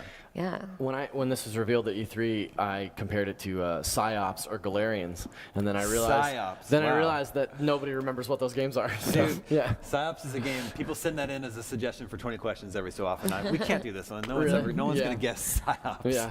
Wait, is that the one like the Mindgate conspiracy? Yes. Okay. Yeah. That's good. It I is. also played My Friend Pedro. Which looks amazing. It looks cool. Yeah, cool. it is so good, and it was difficult to kind of get my head around the fact that you can like spin, dash, but then also slow down time Yeah. and jump and flip, and then like shoot in different directions. But it's not a twin stick shooter, so you have to aim, target, like grab on with that, and then use the same joystick to target someone Yeah. else, all while in slow mo, all while probably flipping. I mean, if you want to be stylish. Yeah, so this is that like it's a 2D side-scrolling Yeah. action game, but it's supposed to give you that sort of like stylish I mean, Matrix gunfu. If you're sort of watching feel. right now, this dude is like flipping a skateboard Yeah. and shooting a guy, and like there's at one point I think he flips the skateboard just into an enemy's head and Yeah. kills him, and it's so ridiculous and so funny. Like we were honestly cheering during the Yeah. live show watching it. Here's the best part: just jumps off of one skateboard onto another. Exactly. It's like ballet. Like, It really is, so yeah. cool. And you're multitasking so much, and then there's actually a ton that you can do too. Like there's a frying pan. You can kick the frying pan and then shoot at it because it ricochets, kind of like this Amazing. actually. So Yeah. any kind of metal object. I mean, it just makes me think of Deadpool, honestly. Like it's like in a very Yeah. positive Yeah. way. It's like, wow. it reminds me Yeah, of It Deadpool. does hadn't feel a noticed. lot like That's true, yeah. Deadpool. That's a very Yeah, good point. his fighting style is definitely Deadpool, and he looks kind of like Deadpool. Yeah. Now that you mention it, Yeah. wait a minute. Except the Brazilian version, because the developer's girlfriend is from Brazil, and she helped, give some input I into see. the Oh, design. that's cool. Yeah, Well, that's so why how- his name is Pedro. Is it difficult to when you were playing is to make it That's what this he said. stylish? Sorry. Like how is it difficult to play and make it it was this initially stylish? because I couldn't wrap my head around the controls because there's so much going on. You legitimately are multitasking, and especially taking the target and shooting two at once was really difficult for me to flip and time freeze and all that other stuff. But you get into it, and eventually, like it does get pretty comfortable, and then you feel pretty great, just like it looks. Do we know what the timetable for this game is? When this is coming out? He just said next year. Oh, Been this in is next development. year. Yeah. He said he's been developing it for 4 years. It's Yeah. one guy. Yeah, one guy. It's one of it's one of And those. One of the things that's so smart to me about this game is that one of the features that it has built into it is a GIF generator. So like Whoa. if you do something super cool, you can GIF it and share it immediately. And I can't think of a better way to promote this Yeah. game. Yeah, that's like so smart. seeing this game like flood Twitter with GIFs of just this like crazy shit, I think is so smart. Like that's going to be an easy way to sell it. Yeah, Very when you cool. end a level, it shows you your score and it does a replay of what it thinks was like your best moment. So that's like the giveable moment. Oh yeah. Yeah. Very cool. So cool. All right, Andrew, how about you? I saw a game called Sable. Which one is that? That's Oh, very. Sable looks so cool. It's so cool. It's like it has this very like yeah. hand drawn style. It looks like kind of like Mobius, like that style of art, and it's this really cool like. So the game, it's like exactly up my pretentious indie nerdy alley. It's there isn't really like there are puzzles that you can do that seem actually really cool and very hard, but the entire game is basically you're a young girl and you're from this society where you go on almost like a pilgrimage, like in Amish culture, like basically it's like she's left home. So it's Amish in the city. It's Amish in the city, that's right. She's left home, and the thing about this game are these masks. And so in kind of the place she's from, all the children wear these masks that don't really mean anything. They're just masks for children. But then when you go out in the real world as an adult, you're trying on different masks, and that is like obviously like a metaphor for being an adult and choosing what your life is going to be and figuring out what kind of person you are. And it's just basically this gigantic, very Breath of the Wild style, Breath of the Wild like open world kind of. You can climb anything. There's no set order. You can do whatever you want. You can instantly beat the game. Like you can just walk out, grab a mask, be like, "This is the one I want," and go home. Like there's no like real sense of urgency or anything. It almost reminded me too of The Witness a little bit, like that idea of just walking around with like a very low stakes environment. But they do this cool thing. You have this motorbike, which I guess is the equivalent of like the horse in Breath of the Wild. And you can upgrade it in all these weird ways, and you can Or find the motorbike in Breath of the Wild. No, but like a plane. Yeah. That's a good point.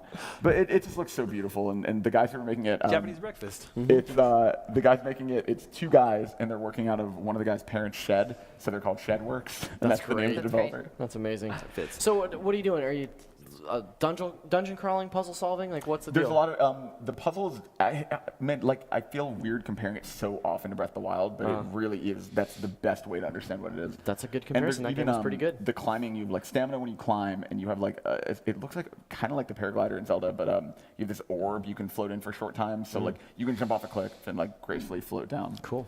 It just seems like it's so beautiful and the style is so unique, and I'm really curious to feel what it, because we saw a hands-off demo. I would love to play it and see what it feels like. Cool. Looks very cool. We probably have time for one more highlight. Ooh, I would say Team Sonic Racing, which I was very surprised to kind of be impressed by. Wow.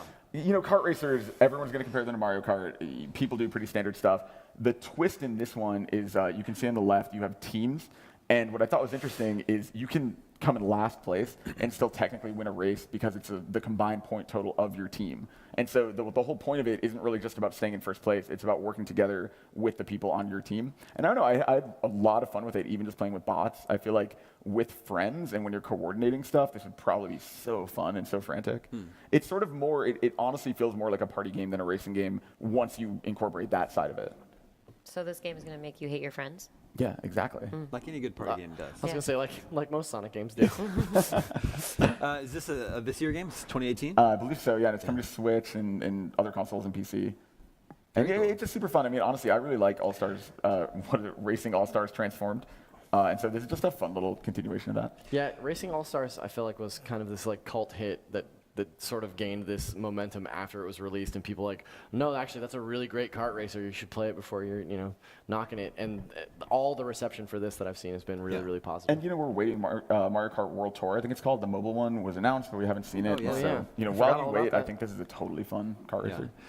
Well, Andrew, you've shown great restraint in not bringing up Persona 3 and 5, Dancing in Moonlight and Dancing in Starlight. Saw those again. Yeah. Very cool. I got to see them in English finally. What's it like to preview a game that you've already beaten? Yeah. What is that like? It's weird because I'm getting context and cutscenes of like dialogue I didn't understand when I played it in Japanese. So it's like I understand why I'm doing stuff. Yeah. You're crazy, I'm man. so weird. I'd like to know why you do some stuff as well. Yeah. Why are you the way you are? Yeah. Why are you like this? You made me like this. Well, there you have it, ladies and gentlemen. That's just a few highlights from Gamescom this year. Once again, I recommend you check out our wrap-up article on IGN.com. It goes through everything, lots more detail in there, lots more game announcements. So coming out of the show, that's sort of like the last really big trade show of the year. There's TGS, but that's sort of been de-emphasized in recent years. So I guess there's also Paris Games Week. Paris Games Week, and that's where Sony tends to go big. PSX is at the end of the year, but I'm kind of thinking about to set up stuff that will be playing this fall. Coming out of Gamescom, what's your number one pick that you're excited for this fall, Tina? Oh boy, what do we got this fall?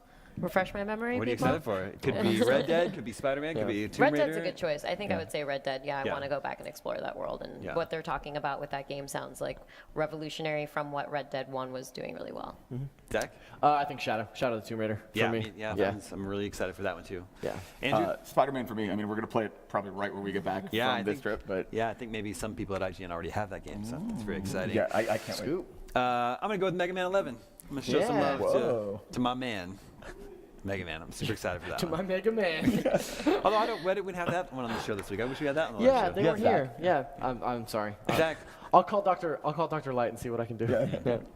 Anyway, that's the wrap up from Gamescom this year. Thank you for tuning in for our coverage. You can find out more about all these games on IGN.com. And as soon as we have more information on all the games we've covered for you this week here at Gamescom, we'll share them with you right here on IGN.com. Take care, everybody.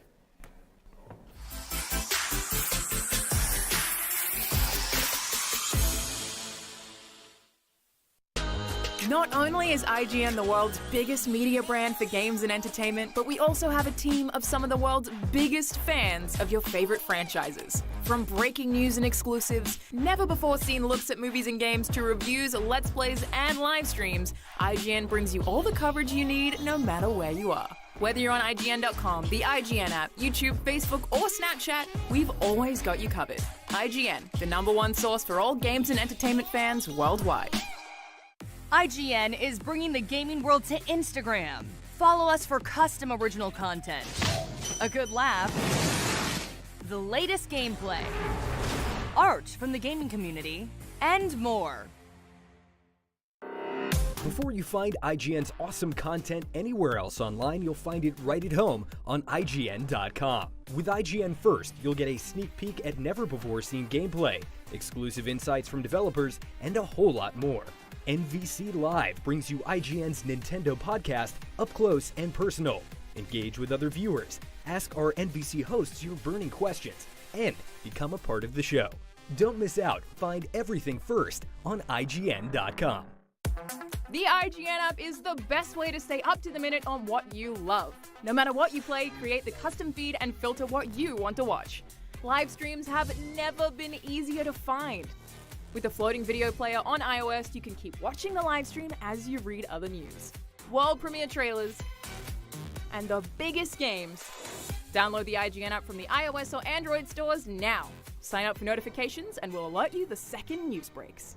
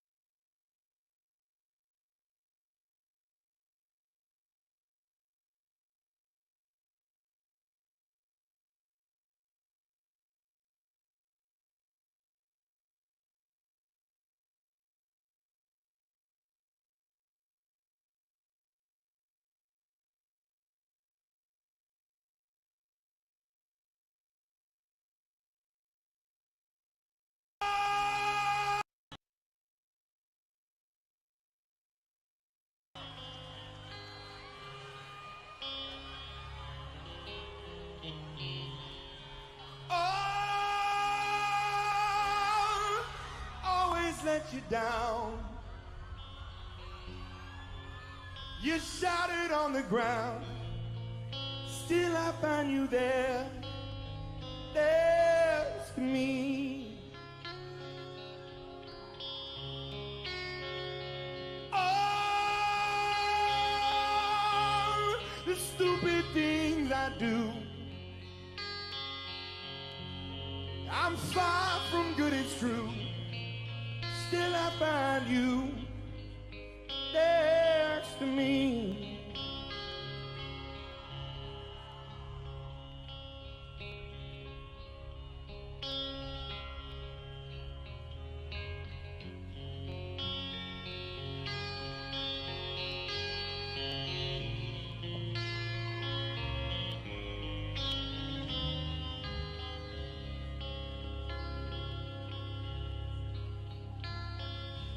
Something about the way that you walked into my living room, casually and confident, looking at the mess I am. And still you want me.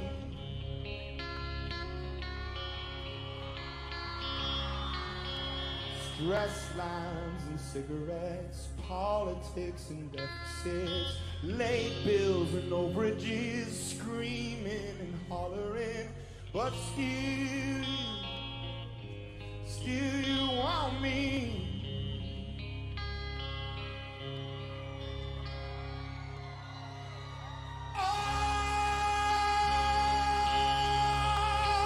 Always let you down. You shattered on the ground, and still I find you there next to me. And all the stupid things I do, I'm far from good, it's true. Still I find you next to me.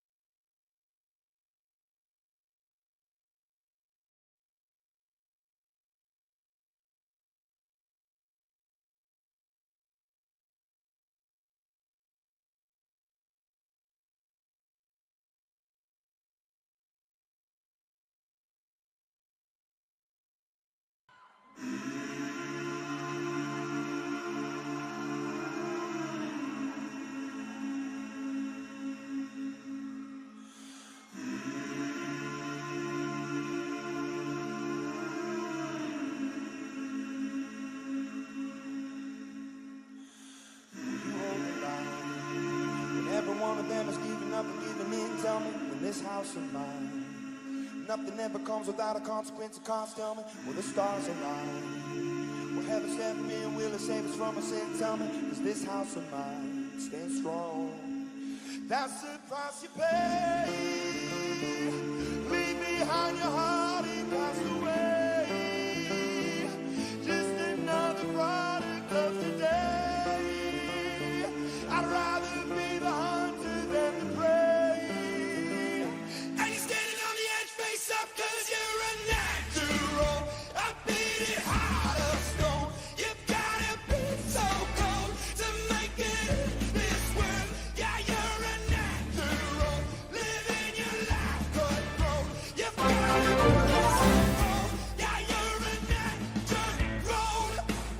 Will somebody let me see the light within the dark trees shadowing what's happening? Look into the glass, find the wrong within the path, knowing we are the youth.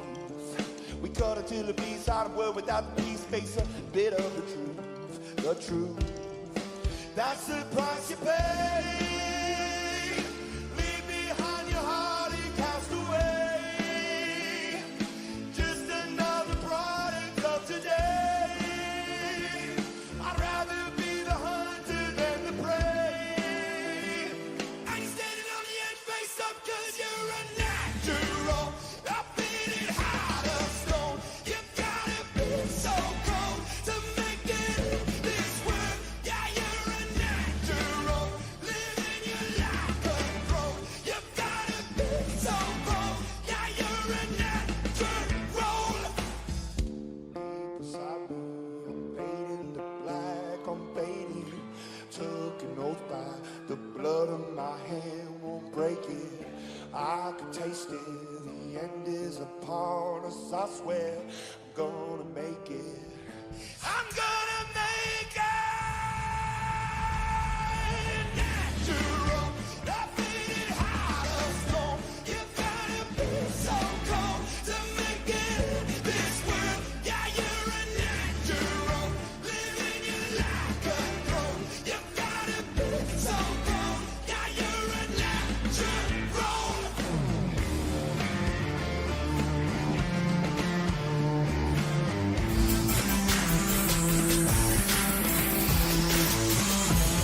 Welcome back to IGN Live from Gamescom 2018. It's time to check in with Barton Show 4. Brian Parker here to give us the whole scoop. Welcome to the show. Oh, thank you. Now, talk about Bard's Tale. This is a series that I've been familiar with a long time, but I've never gotten a chance to play. I grew up gaming in the 80s. I was aware of Bard's Tale, but I was more of a console guy. And I know the original Bard's Tale came to NES. I can remember seeing the box art, seeing screenshots, but I never actually got on it. What is the Bard's Tale? Yeah, so the first Bard's Tale we came out was in 1985. Yeah. And it was our first hit. Yeah. Bona fide #1 massive sort of worldwide hit. And so we did Bard's Tale 1, we did Bard's Tale 2, and that very much made us a role-playing game house back in the day. And then later we became Wasteland and Fallout and all other sorts of great titles. Yeah. But I had left Interplay and I didn't have the rights to the Bard's Tale trade.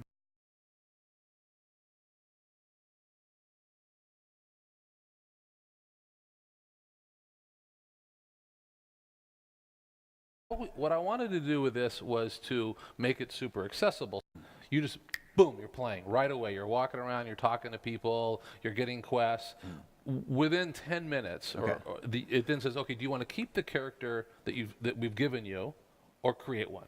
And that way you have a chance to understand the environment, and then you create one. So then, that's interesting. And then so each step of the way, you can take the people that we give you, or you can create your own completely customizable. So a little bit of the best of both worlds, and I think allows people to get in and understand the game quicker than to be, I think it would have been overwhelming to give you 6 characters to roll up right away. You don't understand the game, and you lose people's attention. So I thought it was a good compromise kind of for both sets of people. Yeah, that's an interesting way to approach that. And then you can build your party up. Is it up to 6 people? Yeah. Okay. Yeah. And which is the grid that we're seeing on the bottom half of the screen here? Right. Yeah, and so the trick was that one of the things that people like from these types of games, they like really deep tactical combat. And again, we didn't want to make it overly complex in the beginning and hit you over the head, so that's why we kind of lean you into it. Because trust me, when you're later on into the game and you're working all 6 ones and they're all doing spells that are buffing each other and moving it around and affecting the enemy, it gets deep quick. And one of the things, I guess the closest comparison in terms of combat that people say to us is Darkest Dungeon. Interesting. Yeah, so if you're like a Darkest Dungeon fan, which is more kind of a 1D, but it's very positional combat oriented, this is obviously 2D with more going on, but that's the closest comparison I can give. Are there, do your characters prefer certain positions? I guess that's what Darkest Dungeon is like. They're more effective in certain positions of your... Yeah. Typically you put the tank up front and you put the weaker ones in the back. We do the same thing. Yeah. So there is that, and then same with the enemy too, which is, you want to, if they have their spellcasters in the back, you have spells that will draw them forward into the front ranks where they're more vulnerable, where you can pound damage onto them. So the position of your characters is super critical. I see. So turn-based combat, outside of combat, free 3D roaming, right? That's right. Yeah. That's right. Yeah.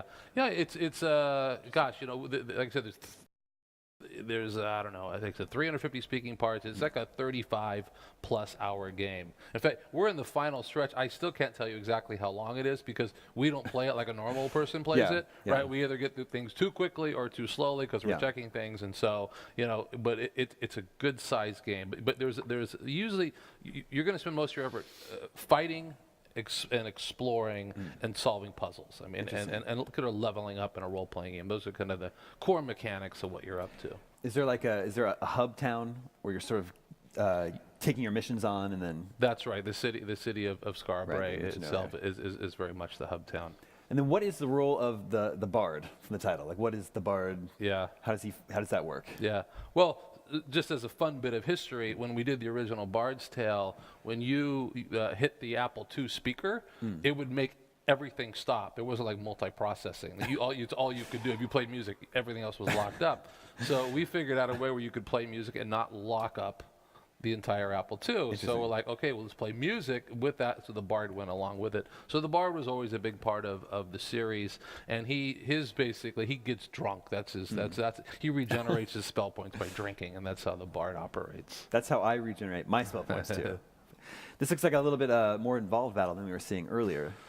Yeah. So you've got quite a bit going on here, right? So you've got the you've got the spellcasters, as you can see, and so like this, and I think in this combat here, if you don't stop them from channeling their energy, they're going to continue to keep sort of summoning these creatures out. So one of the things, in addition to the turn basis, certain things take longer to execute, right? So, for example, you may see a mage way in the back, and he's channeling a spell that's going to take 2 turns. If you don't stop that spell from being channeled, horrible things could happen, right? So you're going to have to be constantly adjusting your priority based upon what is happening into the battlefield. And same goes for your side. There are things that you can do that are combos that could take 2 rounds or 3 rounds, and if you can get off, you get huge effects. And then there's the sort of the cross buffing, or there's a spell where you get to shrink everybody, right, which makes them more susceptible to damage. And then your next character steps up and does like a dragon breath and lays fire across all of them. So you get like a quadrupling of damage across it. So pulling off the combos is super important if you're going to make it through the later parts of the game. Interesting. It looks like there's a lot of movement around the grid during the battle. Is that voluntary, or is that on our side? Yeah, well, and on the enemy side, it seems like. Yeah, again, so positional tactics mean a lot, right? So and the way you see, you have opportunity points. You see particularly 4 opportunity points. Everything takes a point. So if you want to move, you just ate up a point. If you want to cast a spell, it made up a point. So it's really the prioritizing of of this limited amount of points that you have, of what you're going to try to pull off. And then some things you don't take a point, but generally speaking, you have to really keep an eye on those things. So that's why you're seeing the movement around. And like I said, there'll be a spell where they're channeling it up big, and it's going to let loose this cannon. Yeah. You better get everybody out of the way if you're not able to break it. And so you'll adjust your priority to movement. Yeah, I like how you've got your party laid out at the bottom of the screen. They're facing the enemy, but when it's their turn, they turn around and face you, the player. Well, yeah. Like, what do I need to do here? Yeah, exactly. I like that. Exactly. Yeah. Yeah, like I said, it's super unique. I mean, people have always said, "Gosh, we like to see games do things we've never seen before," and we think this combat, it's hard to compare to anything, and that's one of the things that came. We've been meeting with the press here at the show, and they're like, "Yeah, it's a little bit like." It's a little bit like a Magic or a Hearthstone, and it's a little bit like Darkest Dungeon. Yeah. It's hard to to flat out compare to anything you've seen before. But and I can tell you, I make games. I've been doing it for a long time. It's not always fun to play your own games, right? But because of the style, this game is, I play it and I play it. You're having fun playing this game? Yeah, and it's always like 30 more minutes, right? 30 more minutes. That's good. So even I get sucked into this one. Well, that's a really good sign. Yeah, you've been. It's been a number of years since the original Bard's Tale, and now you're just about a month away from the release on PC. For this On one, the sir? 18th of On the next 18th month, of September, yeah. So, like, how are you feeling? Are you feeling like you made the sequel you wanted to make? Absolutely, and I'm nervous as usual before you ship a game. It's always that right before you push that live button to launch. It's always scary, but I'm feeling really good about it. And again, the feedback. This was a crowdfunded game, right? And so they've been involved through the development process all along, and we put a beta version out to the public. I don't know, about a month ago. So we've gotten all of their feedback. So it's nice because we don't operate in a vacuum when we make these games. We're able to get feedback and know what people like and dislike and react to it. We have such a long history of making games. What's the difference between making a game today with fan feedback, constant fan feedback, like with a Kickstarter, as opposed to it was making Lost Vikings when you're just toiling away on your own? Yeah. Well, I think that. I talk about that with Fallout's another one where we say like those games back then. Yeah. We would just make them, kind of do one of those and hope it was right. We'd ship it out the door and hope that you kind of nailed the sensibilities. Yeah. That would be terrifying today, right? That you got to get no feedback from anybody about some of the decisions you've made. Because sometimes people can react very strongly to something that might seem fairly benign to you, and then you also have to balance that with the hardcore that would want a certain experience different than somebody who's a more normal player, right? So it's a completely different dynamic for development. Very cool. Well, Brian, it's a pleasure. Bard's Tale 4 is out September 18th on PC. Consoles coming next year, earlier next year sometime. That's the target for that. First part of next year, Very cool. Thank you so much for coming by the IGN stage. Great, super. Thank you. Okay. Stay tuned. Still more to come from Gamescom 2018 on IGN Live after this.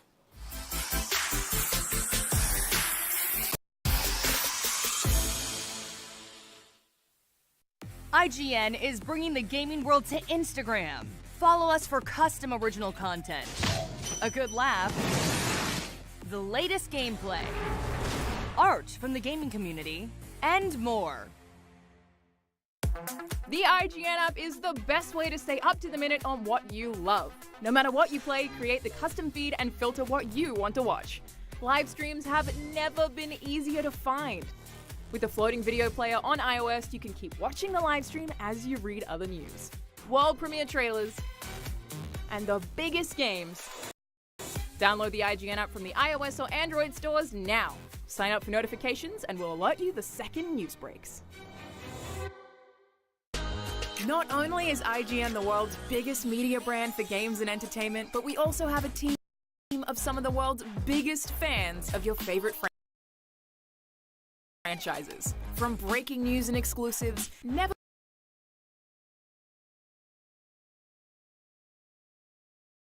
before seen looks at movies and games, to reviews, let's plays, and live streams, IGN brings you all the coverage you need no matter where you are. Whether you're on IGN.com, the IGN app, YouTube, Facebook, or Snapchat, we've always got you covered. IGN, the #1 source for all games and entertainment fans worldwide. Before you find IGN's awesome content anywhere else online, you'll find it right at home on IGN.com. With IGN First, you'll get a sneak peek at never-before-seen gameplay, exclusive insights from developers, and a whole lot more. NVC Live brings you IGN's Nintendo podcast up close and personal. Engage with other viewers, ask our NVC hosts your burning questions, and become a part of the show. Don't miss out. Find everything first on IGN.com.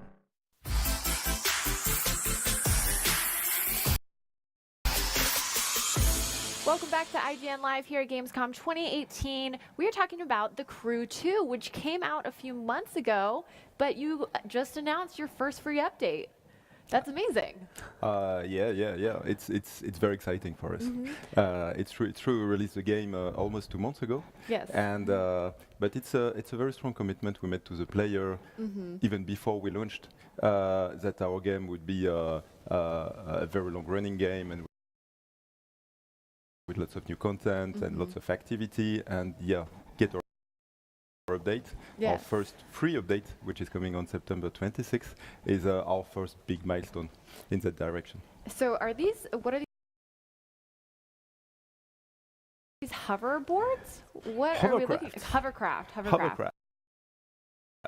In the Gator, lots of content in this new update. First, we bring a brand new discipline, which is the hovercraft. Yes. So you get 4 new hovercrafts. So you pick up the one you choose most. It's a very different gameplay because you are going on the ground. You're going also on the water. You're changing terrains. And you got those air cushions that makes the vehicles very drifting, swerving. Also quite good for a good Bumping. action fight. Bumping into each other. Will we see like a death match between hovercrafts? Yeah. Actually, those are races, but they very, very often end up into deathmatch, trying to push your opponents out of the way. And actually, we not only do we bring these new disciplines with new vehicles, but we also completely redesigned some part of the world specifically for the hovercraft to make sure that this brand new progression you have with this vehicle is very unique and takes the best out of it. So you mentioned this was a new discipline. Can you expand on how disciplines work in this game? Actually, the way we build the game is like you have all of the US, like this huge playground, gigantic, New York, San Francisco, everything in between, and online for you to play with your friends. And in this world, we have 4 families: street racing, off-road, pro racing, and freestyle. And within those families, we have different motorsports. We call them disciplines. And for example, it will be street racing, drag racing, drift, etc. And the way you progress and you make your way into the game to become the champion of motorsport is mastering every single discipline. And now we bring one more. Yeah, already. Have people already mastered all of them? Well, actually, we have some pretty impressive players in the game today. Wow, that's some commitment. So what other disciplines are available? Because I know it's not just cars. We have some... Yeah, the crew, it's about Yeah, cars, lots Yes, of cars, obviously lots of cars on the road, off-roads, on circuits, but it's also planes, it's also boats. When we're committing to make you the champion of motorsports, we're talking everything motorized. Yeah, you really have to master all of it. Yeah, master all of them and in all conditions, on all terrains. So you can see here, for example, in the Ghetto Rush, that the world is very bumpy and changing and with lots of traffic and everything. It's all this diversity of vehicle, all this diversity of terrain and growth of playground, of game rules, makes the experience, always changing, always fresh and new. And with this new discipline, Ghetto Rush, it really brings something, another very different tech and very fun tech on the experience. So what else does this update come with? Well, actually, we bring the hovercraft, which is brand new. We also bring 20 new events in the game, skills, missions, which are built around the existing disciplines and skills. And actually, it's that's one of the lovely things about live games is that, well, you get to see how players are playing, what they love, you get to interact with them, to listen to everything they say, and so you start building the game with them. And so it's some fan favorites we're bringing and we're expanding the game into with new touring car missions, with new jet sprint mission, new hypercar missions, with like this most fabulous babies, Ferraris, Lamborghinis that get you to master the road. And also, we bring a new difficulty. So now, for all the players that you talked about, all our masters, well, those masters, they will get a way to even expand and develop their mastery of the game with the Ace mode.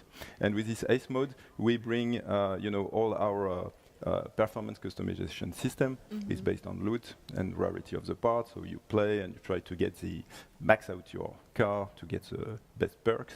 So now we have an additional rarity level, which is the legendary parts, and which will allow you to revisit the game and tune even more for performance your best cars. So what are the different loot rankings? We know now legendary is coming.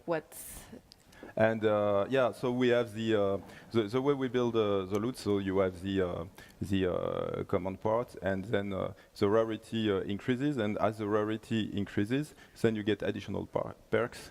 And that's the beauty of the thing, because those perks will allow you to really fine-tune your experience to what you want. Do you want to get more money? Do you want to get more followers? Do you want to get extra boost? That's the way you really tailor and customize your experience, going after these specific parts and loots that will best suit your rides, and actually best suit your rides in each discipline.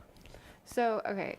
Wait, I have two questions. First question, so we'll go back to the loot. So does each level of rarity, is it aesthetically look different, or is it more just a performance thing? We're strictly talking performance. Actually, we have two types of tuning. We have aesthetic tuning, and we have a huge range of aesthetic tuning. Of course, it's parts, visual parts, which you can purchase in your house, and that will change the shape.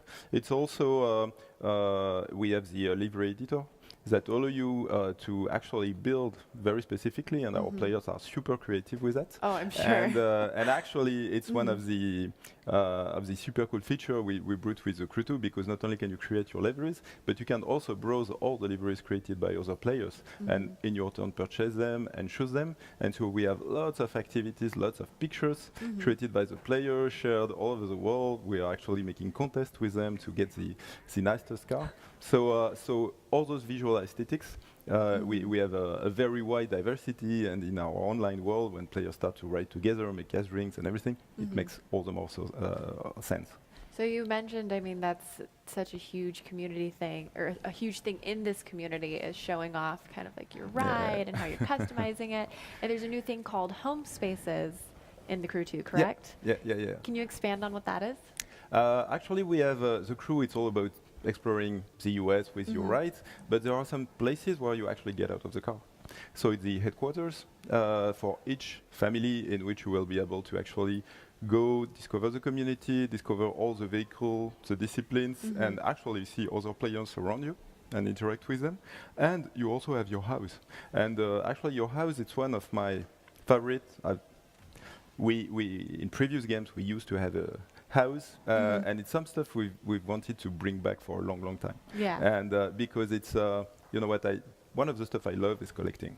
Mhm. Collecting my cars, collecting my vehicles, and I want to be able to get my collection in front of me, you know, like with Yeah. my beautiful garage. So you can see it and other people can So see you can it. see them, and so that's why we built this kind of incredible house Mhm. in which actually it's there is more. It's totally incredible luxury, incredible flats, and where we put 80% of the flat for your beautiful rides. So you and can on collect the side, them. and you can collect them, Mhm. and actually you have as many floors as you want, so you can have a quite incredible collection. Mhm. So you can collect, at this point, you can collect cars, you can collect rally cars, and you can collect planes, right? Yeah. We have over 300 vehicles today, Mhm. so it's really a huge lineup, scattered all our 14 and very soon 15 disciplines, Mhm. and yeah, you can collect them, and we have more than 50 licensed brands, so it's really the real thing with all the diversity from high-end hypercars to all those competition rally or competition cars. We have lots of partnerships with manufacturers, and it's also one of the fun parts of developing the game is working so closely with the manufacturers, Yeah. because they're also, we are fan of cars, they are fan of video games as well, or So it's like a simulations, cross and fan. it's like a cross fan, where we take lots of time to make sure that we get the essence of every single vehicle and make it real in the looks, in the feel, in the handling. So going back to there's Yeah. so many vehicles, there's some races where you're actually changing between vehicles in the Yeah. race. Is that correct? Yeah, it's some stuff when you have so much diversity, you need to be able to change between your vehicle Yeah. and do it at once. Well, we used to it in first-person shooters when you will change Yeah, from your exactly. gun to your Gatling to whatever. And actually, it's this kind of diversity we managed to bring to the game, to the crew.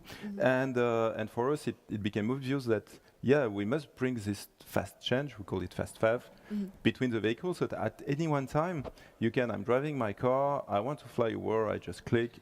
Select my plane and I will go in the sky. I want to change for a boat, instantly I change. And actually it removes all friction when you're exploring, when you're having fun with friends in your world. So it's really a game changer for us in the experience. Yeah. And this idea, we started to bring it also in some of our challenges. So we have what we call the Live Extreme series, which are specific races in which you will go through a series of different races with different cars, and in our Gator update, we bring a new event of this type, in which this time you will go through a rally, hypercar, and of course hovercraft. Of course, the hovercraft. Yeah. So this is the first free update.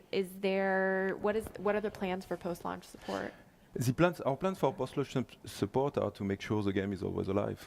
So since launch, we've already brought our monthly car updates, and we have also bring events into the game. And our goal is, like we did for the Crew 1, to make sure that the game will keep on building over time. With the Crew 1, we kept on building the game for almost 3 years with 2 major expansion, more than 20 updates over the years, and for us it was super gratifying because it was, at the time it was a bet. We wanted to go for it. We felt that we have a huge game, but it's only the beginning, and we want to keep on building it with the players. And it worked super well. And that's really the commitment we make once more with the Crew 2. We have this huge game, and it's going to become bigger and bigger and bigger. So concretely, we have this first quarterly update. There will be more quarterly updates, and it's a rendezvous we take with the player. Every 3 months, we'll come back with massive updates like Gator Rush, which is the first one. And we already announced that our next update that will come in December will notably include the big PvP update. Well, I'm sure the community and the players appreciate that so much, and we appreciate you coming by and chatting with us about it. Thank you. Stay tuned. More Gamescom 2018 is coming up after this.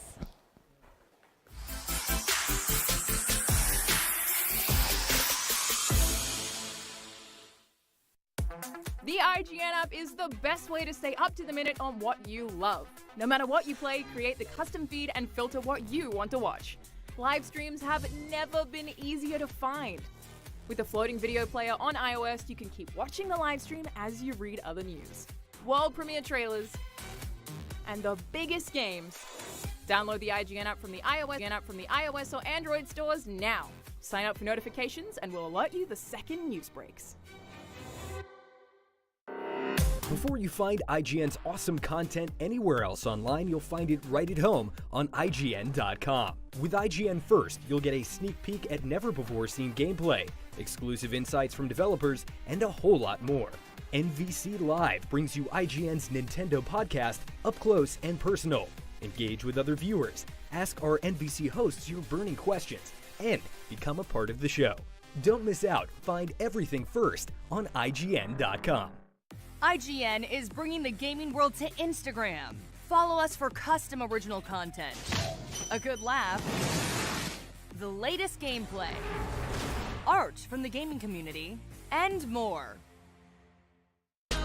Not only is IGN the world's biggest media brand for games and entertainment, but we also have a team of some of the world's biggest fans of your favorite franchises. From breaking news and exclusives, never-before-seen looks at movies and games, to reviews, let's plays, and live streams, IGN brings you all the coverage you need no matter where you are. Whether you're on IGN.com, the IGN app, YouTube, Facebook, or Snapchat, we've always got you covered. IGN, the #1 source for all games and entertainment fans worldwide.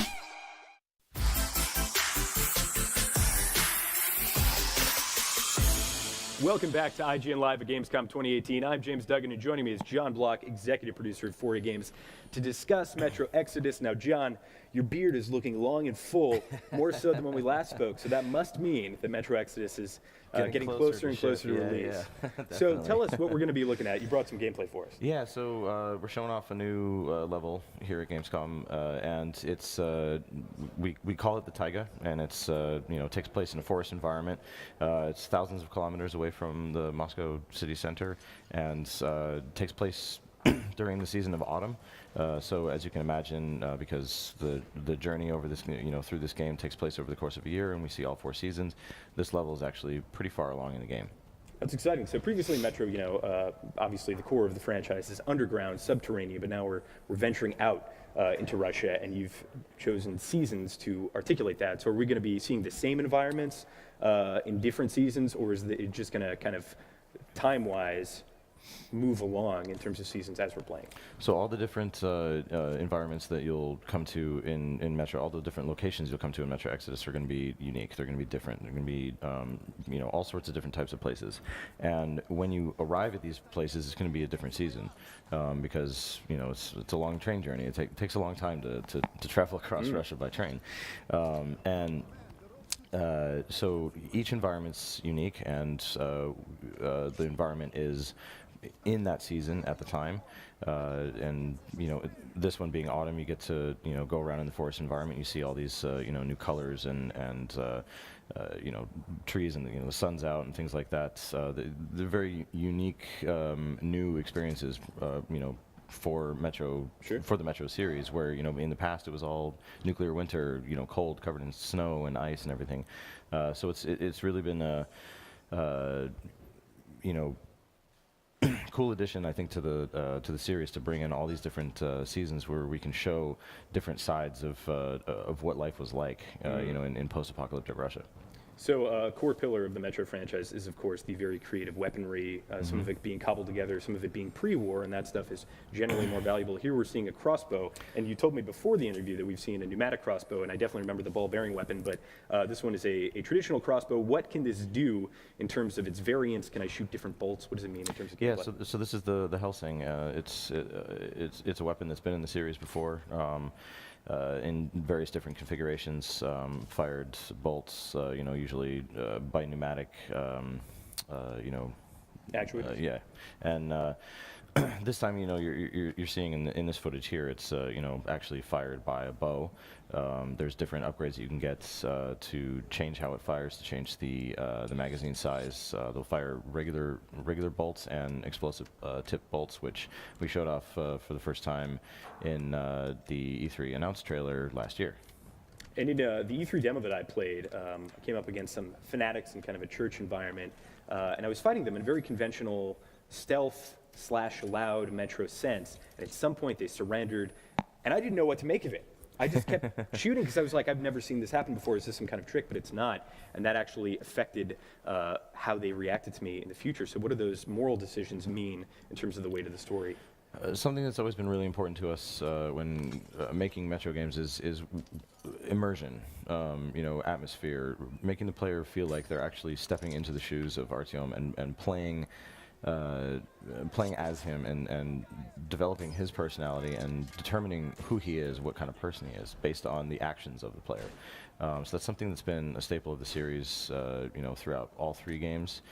It's definitely returning this time, and this time around we're actually going to have a lot more opportunities to see how the world and the story reacts to player actions, and potentially changes based on what the player does and how the player interacts with people. Players are going to come across all different types of people on this journey, different societies, different factions, different random groups of people. Not all of them will be friendly, but not all of them will be purely evil. So, the player has to kind of decide how they're going to interact with them. What about the enemies we're fighting right now? What faction is this? So these are, we call them the Children of the Forest, and they've basically been at this, this is like almost like a summer camp location. When everything blew up, they kind of, they were here, nobody ever came to get them. So they kind of grew up here. And they've kind of made a home for themselves at this camp. Are they a bit xenophobic, a little bit hostile? That's why we're. I mean, in general, you're coming into their territory, right? So Sure. they're like, who is this guy? And then this is a night forest environment. We have very different enemies that we're about to see. Talk me through some of the non-human enemies that we'll be fighting in Metro Exodus. Sure. I mean, in general, so this is actually the same environment. This is just at night. There's a full day-night cycle that the player can actually rest to change, and that will change. The types of encounters that the player can have, or the strategies that they can use in order to approach different situations. So right here, the player we just got attacked by some mutant wolves. There's some other animals running around the area. It's kind of, since it's more of like a forest environment, we wanted to come up with some new mutants that made sense, because some of the ones that you'd see around the Moscow city center wouldn't necessarily make sense out here in the forest. We always try to everything needs to fit and make sense and be realistic when we're creating different content. And so like all this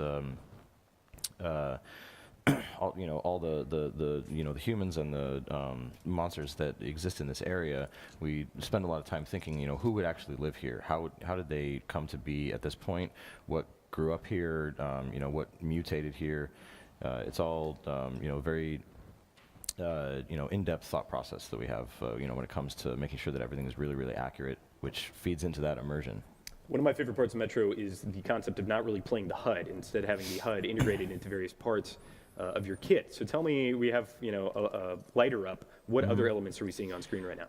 So you're seeing the watch. You're seeing a little blue light that indicates, it's like a light meter. So it indicates if you're in an area of light, which can tell you if you're visible or not. You have your compass, which kind of tells you the general direction that you need to be going, and then you have a meter that's just behind the watch. It's kind of barely visible there, that tells you radiation levels in the area. And this is something that we've always wanted to do for, again, immersion, physicalizing things that would normally otherwise be represented on a HUD, with a number somewhere, in a corner. We don't like to do that because we want, again, you to feel like your screen should be a window that you pass through into this world. It shouldn't be, you're sitting down to play a game. It should be you're sitting down and transporting yourself into the world of Metro. So we've come up on another camp of the Children of the Forest here, and we have a choice between going loud and being quiet, and that has been a core part of the Metro franchise, going all the way back to the beginning. Tell me about the consequences of going loud and some of the challenges you'll face with either decision. So, You can choose to approach situations very differently, especially now in Metro Exodus, because we've given a lot more freedom and choice and customization to the player. You can use your backpack at any time to modify your weapons, changing their functionality and changing their attributes by swapping out barrels and stocks and scopes and things like that. And so the player can really choose to approach things stealthy or all out. Guns blazing. However, this is a survival game, so if you do go in guns blazing, you might run out of ammo pretty quick, and so you have to be scavenging all the time. You have to be, trying to find resources in order to craft, more ammunition, or maybe finding some resources on the guys that you take out. So if you do go in guns blazing, you have to be ready for it, and you have to be ready to, manage the resources that you have. Going in, the game does kind of encourage stealth approaches to things, because obviously then you're saving your resources. But we try to give the players as much freedom to approach any situation the way that they want to. And a lot of that comes from the loadout, the customizations that you'll be choosing with your weapons, and kind of that informs your play style. What kind of cool attachments and various weapon tinkerings can we see in Metro Exodus? Well, every weapon has 5 hard points on it, where you can change things like the barrel of stock, and attachments, scopes, sights, different things like that, magazines. And so you'll find different weapons that actually completely change their functionality as you add new items to them. You'll be able to take something like a shotgun that may start with almost like a cylinder type magazine, and you can upgrade that to full-on magazine that comes in underneath, or like a barrel underneath, like a drum. Sure, and you have like the 6-shooter magazine. Yeah. And so like from that point, then it turns into a semi-automatic shotgun effectively, and you're able to change the amount of damage that you're using. You can put silencers on things that will maybe pull back on the damage, but allow you to shoot stealthily, and then you can put on different barrels that might be really loud, but at the same time do a lot more damage. So there's a lot of options that give players the opportunity to kind of change how they approach things. Great. Whenever they want. So the NVIDIA 2080 release, the ray tracing technology, one of the games shown was Metro Exodus. Tell me about your involvement with ray tracing, what it means in terms of a high-level gamer coming into this game. They enable ray tracing. What's going to be the difference? So what we're doing with ray tracing and NVIDIA technology is real-time ray traced global illumination. So what you're seeing here is there's one source of light in this scene, and it's the sun. We're not using artificial lights placed around in the environment. That's a pretty standard way of doing things, where it has been in games to this point, where we would place potentially hundreds of light sources all over the place in order to make the environment look really good and make it look like light is bouncing everywhere realistically like it would. What you're seeing here is just one source of light that is bouncing around the environment, using ray tracing technology, and it looks so much more natural. It's lighting areas realistically, and the awesome thing about this technology is having implemented it, it's something that's it's in the name, global illumination, but it is a global solution to where we can go in and tune things afterwards and add in artificial lights if we want to enhance certain scenes on top of it. But as you can see, we don't really need to. Sure. And there was a really interesting part in that demonstration with Metro Exodus where there was kind of a rafter being shown in a barn, and with conventional lighting and rasterization, the top was always illuminated. Yeah. But with this global illumination, that means you can have parts of it that are kind of dark. So what does that allow you to do in terms of horror? Yeah, I mean, it will certainly, in the case of, having the rafters above in the building, completely dark, where, there's maybe a little bit of a soft glow in the rest of the room around you. We can set, atmosphere, we can set mood, and, we could potentially hide something up there that jumps out at you. Sure. So finally, for folks who've been with the franchise from the very beginning, what are you most excited for those players to get their hands on in terms of Metro Exodus? What do you think Metro Exodus is doing that is really pushing the envelope and pushing the franchise forward? Well, specifically, I mean, definitely for the franchise, the big thing this time around is adding those open environments, the open sandbox style gameplay. It's something that's very new to the series. The past 2 games were very linear in design and structure, and this time, giving the player a lot more freedom and a lot more opportunity to explore the world and really immerse themselves in the story and in everything that is Metro, and really have an opportunity to spend some real quality time in these environments. I think players are really going to enjoy that. Absolutely, can't wait. Metro Exodus, we can expect it on February 22nd on Xbox One, PS4, and PC. John, thank you so much for stopping by, showing us the game. Stay tuned because we've got a lot more Gamescom coming right here on IGN, so don't go anywhere.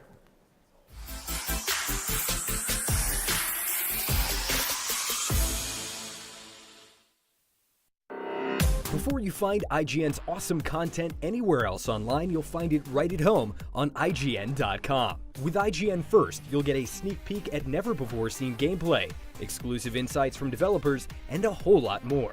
NVC Live brings you IGN's Nintendo podcast up close and personal.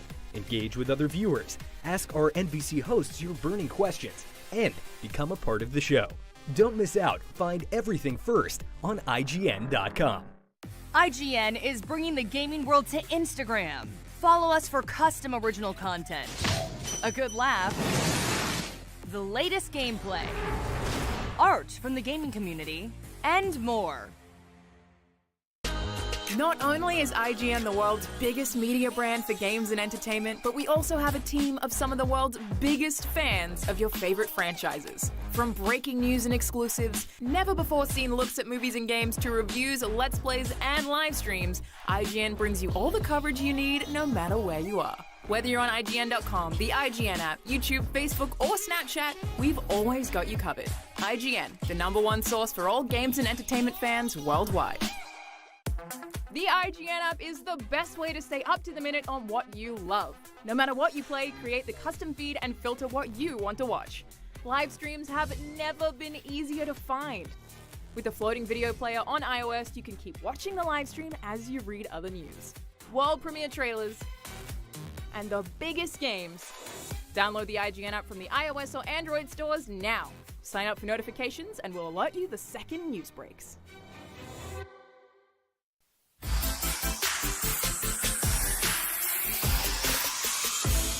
Welcome back to IGN Live from Gamescom 2018. Dragon Quest XI is just around the corner, and we have rounded up the creator of the Dragon Quest series and the director of Dragon Quest XI.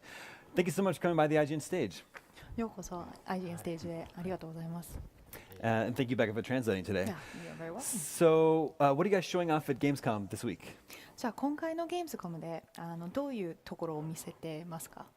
Do you mean by in the playing booths? Yeah. 集大でどこら辺の見せてますか? そうですね。2つ用意してまして、冒頭のゲーム序盤の主人公の出身の村から冒険の本当に物語のスタートが楽しめる。So we've gotten 2 parts of the game that we have ready for you to play. The very first part is the very beginning of the story, showing the protagonist where he's from and how the whole story starts. それと冒険の途中に出てくる砂漠の王国のストーリーの一部が楽しめるようになってます。The second area that you have that you can explore at Gamescom this week is partway through your adventure. It's a desert country where you can go around and have your adventures. ごめんなさい。それともう一つ会長の幽谷っていうダンジョンに特化したちょっとチャレンジ的な要素の強いバージョンも楽しめます。And actually, I'm sorry, we have 3. There's actually one more element added, which is a bit more challenging for the more advanced players or players that have played before, which is a quite difficult dungeon. Interesting. Okay, so could you give us sort of a synopsis of who our protagonist is and what the story is you're telling this time? じゃあまとめて主人公の話とか、今回のストーリーに関して話していただけますでしょうか。そうですね。今回ですね、やっぱり立ち返って勇者が主人公ってとこから始まるんですけども、その勇者ってことで初めてもですね、捕まってしまう、ロイヤルにしてしまうというところを衝撃的なところから物語がスタートします。捕まえてしまうという。So the story starts with the protagonist, also known as the Luminary, and it starts out with him, and he gets captured. 簡単に言うと追われる勇者の物語です。追われる勇者。 So he is a protagonist who a lot of people are after him. Okay. Any hint as to why? でそれはなぜでしょうか？それはね、ゲームをやってみてのお楽しみですからね。ここで言っちゃうとネタバレになってしまうんで。Well, you got to play the game to find out. Fair If I enough. say it here, it's going to be a spoiler. Fair enough, fair enough. So I guess one of the big changes in Dragon Quest XI as opposed to the earlier games is that there aren't random battles, right? で昔のドラクエのゲームと比べると今回で違うのはランダムエンカウントがないっていうところですね。そうですね。シンボルエンカウントなんで物語を進めたい時とレベルアップしたい時のがユーザーさんが好きに選べるところがですかね。はい。Yes, that's true. Battles happen when you approach the enemy, so it's kind of up to the user whether they want to enter a battle or do it to level up. モンスターがそれぞれ生態系というかそこに住んでいるかのような感じで行動してたりすることもあるので、それも一つの見どころとしては挙げられます。And of course, the monsters just kind of exist in the world. You can see them in their own little ecosystems going around. So that's actually one of the more interesting parts to watch for and to look at in Dragon Quest. And can you tell us about the battle system? It looks like you are able to move around. You have some free roamability while in a battle. じゃあバトルシステムに関して少し話していただきたいと思います。これから見てるとやっぱりある程度自由に動くことはできるように見えますが。そうですね。単性といえどもですね、やっぱり好きに動いて、叩きたいモンスターのそばに行ってそのコマンド入れる何をするかっていうのが結構感覚的に戦っていろんな戦略的に遊べるかなと思ってます。Yes, it is turn-based, but you can go right up to the monster and figure out what you're going to do, and it allows you the ability to make all sorts of calculations and form plans. 今は動いて臨場感のあるバトル自由に動きながら戦えるっていうのもあるんですけど、もう一つのモードとしてカメラを固定させて攻撃する対象だったりは分かりやすくなるというようなモードも用意されています。And yeah, what you're looking at right here, you can move around freely and kind of get closer to the monsters, and it's got this kind of breadth and depth to it. But we also have another mode in which the camera is fixed, and it makes it a little bit easier to understand, perhaps for somebody who might get confused. Interesting, I see. So Dragon Quest is a very long-running series.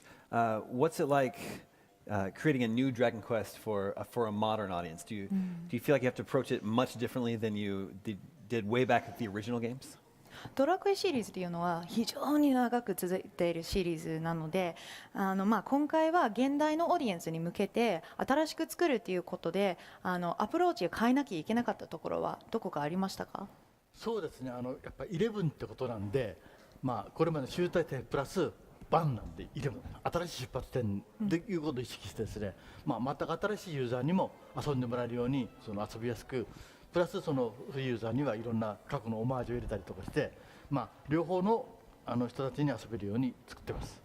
Yeah, I mean this is number 11, so we were really aware that we're entering like the next era of Dragon Quest. It's number 1 all over again, and it has all of a collection of all of the best things of Dragon Quest up until now, and we wanted to make sure that it was like the best version of Dragon Quest possible, but on top of that, while it is still approachable and easy for people who are playing for the first time to get into, there are also homages to previous Dragon Quest games so that people who've played the series for a long time will play and find little bits and pieces that make them remember earlier games.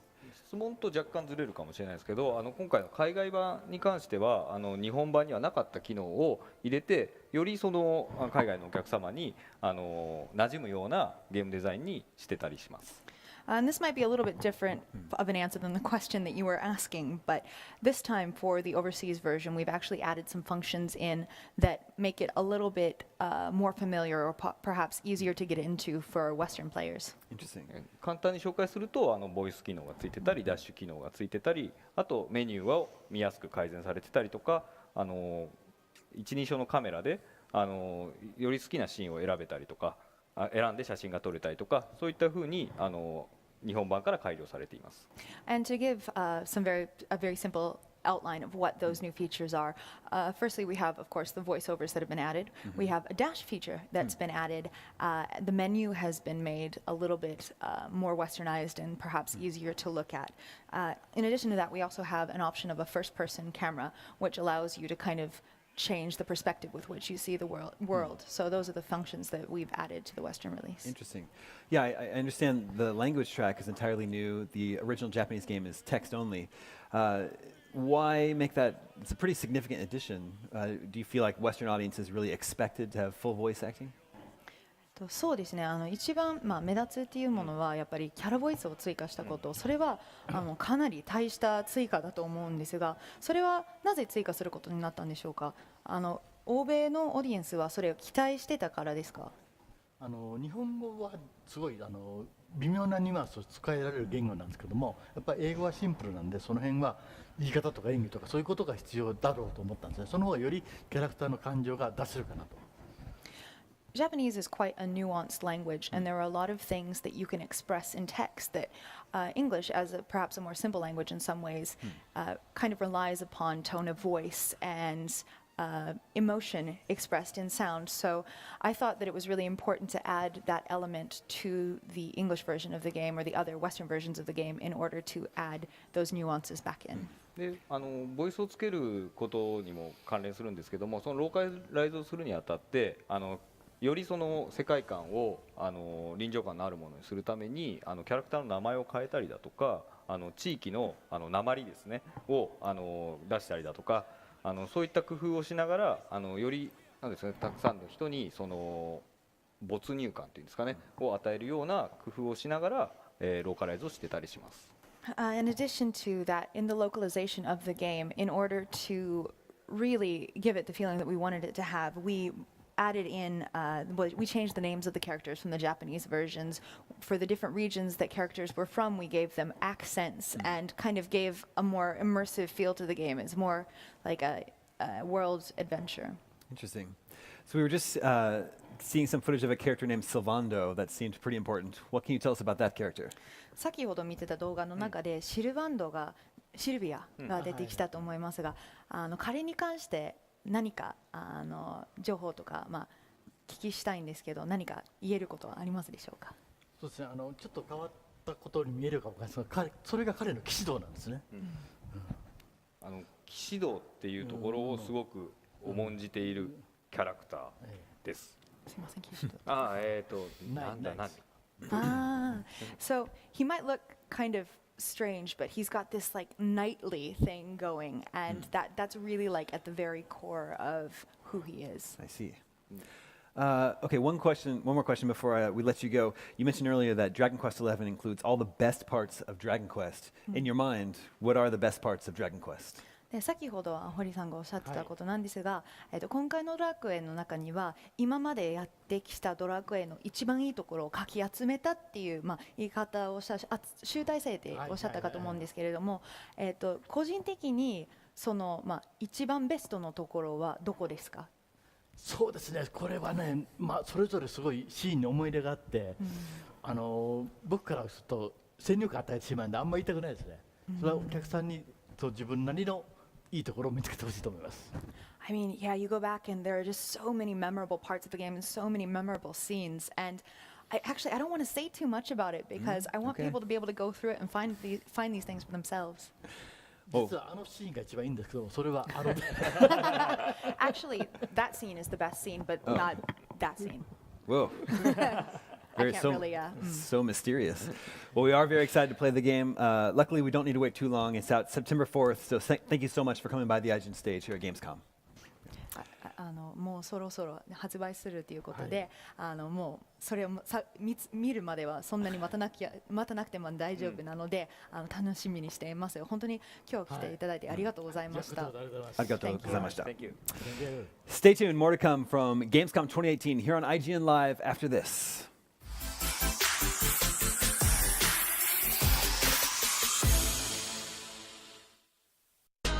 Not only is IGN the world's biggest media Not only is IGN the world's biggest media brand for games and entertainment, but we also have a team of some of the world's biggest fans of your favorite franchises. From breaking news and exclusives, never-before-seen looks at movies and games, to reviews, let's plays, and live streams, IGN brings you all the coverage you need no matter where you are. Whether you're on IGN.com, the IGN app, YouTube, Facebook, or Snapchat, we've always got you covered.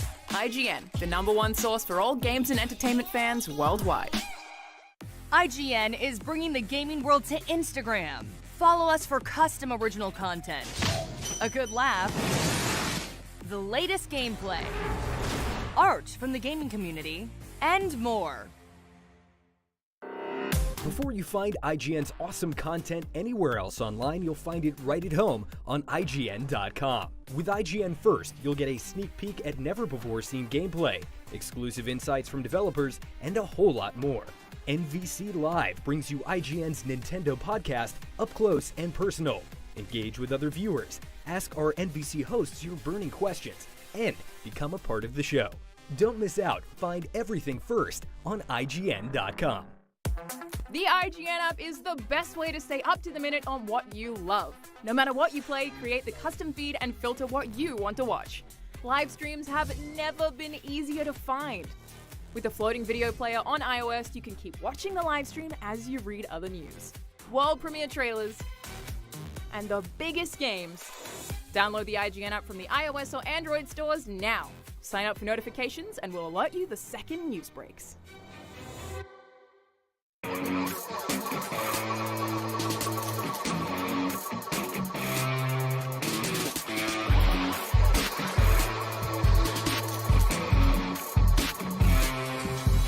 Hey everybody, Destin Legary here at Gamescom 2018, and behind this curtain there are pro PUBG Mobile players facing off against fans of the game for a chance at prizes. Let's go see what the action is all about.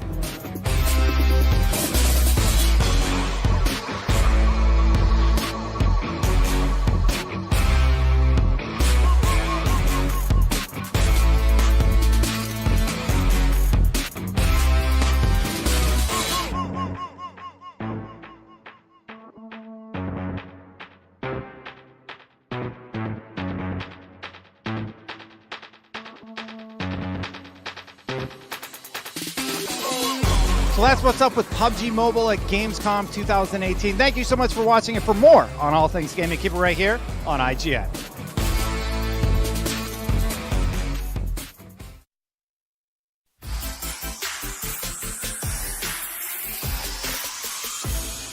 Welcome to Nintendo Voice Chat episode 421, live from Germany at Gamescom 2018. Today I'm joined by Tina Amini. Hello. Sydney Goodman. What and up? over there in actual German. Good morning, Zach. Per Schneider. Guys, we're here to talk about Nintendo, but first I wanted to ask the question that's on everybody's mind at a show like this. How's your Gamescom? It's pretty good. Yeah? Played some Nintendo. Good. Yeah. That's Sydney? nice for you. I haven't been playing anything. Actually, that's not a. I brought my Switch. I've been playing my Switch. So I haven't played any game Oh, demos. you haven't played anything? What are you doing here? I invited you for a reason. It's been pretty chill so far. I mean, the halls were only filled with journalists and investors and stuff. Now the doors are open to the public. Right. So now you have to recreate that scene from Crocodile Dundee where you walk over heads to get to anything. Does that work? Wait times used to be Smash Brothers used to be like 15 minutes, are now going to be like 6 hours. Yeah, we went Oh, down good. yesterday during the press day to play some stuff, and our wait times are pretty minimal. quick. Yeah, but we I were imagine it's a nice. nightmare today. This is my first. be This is bad. my first year at Gamescom where I've actually had an opportunity to go to the show floor. This is my third year, but I've never gone to the floor before, and I was kind of surprised to see just how huge this game is. You know, they bill it as like the biggest gaming convention And in the it world.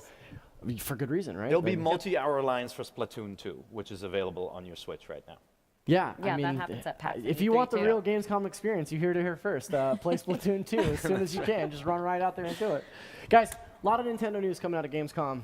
And Nintendo news that's not coming out of Gamescom. Some stuff we heard just sort of outside the cycle of the show. I did want to cover off on some new stuff before we got into the games that we've been playing here at the show. First and foremost, I wrote it here in my notes. friggin' Grandia's coming to Switch. Isn't that great? Grandia Yeah. 1 and 2, Yeah. both coming to Switch. Now, if you guys don't know Grandia, that's Game Arts, the guys behind Lunar and Sylphied, published by Gung Ho. They've been getting into a lot of these like sort of remaster publishers and stuff. And this is Grandia 1 and Grandia HD remake, Grandia 2 HD remake. And I love these games. Like the original one for PlayStation, beautiful sprite work, really cool, like classic JRPG. And then Grandia 2 for the Dreamcast. That's my jam. So we've known about this for a while. We weren't allowed to talk about it, but what? You're telling me journalists know about stuff before it happens?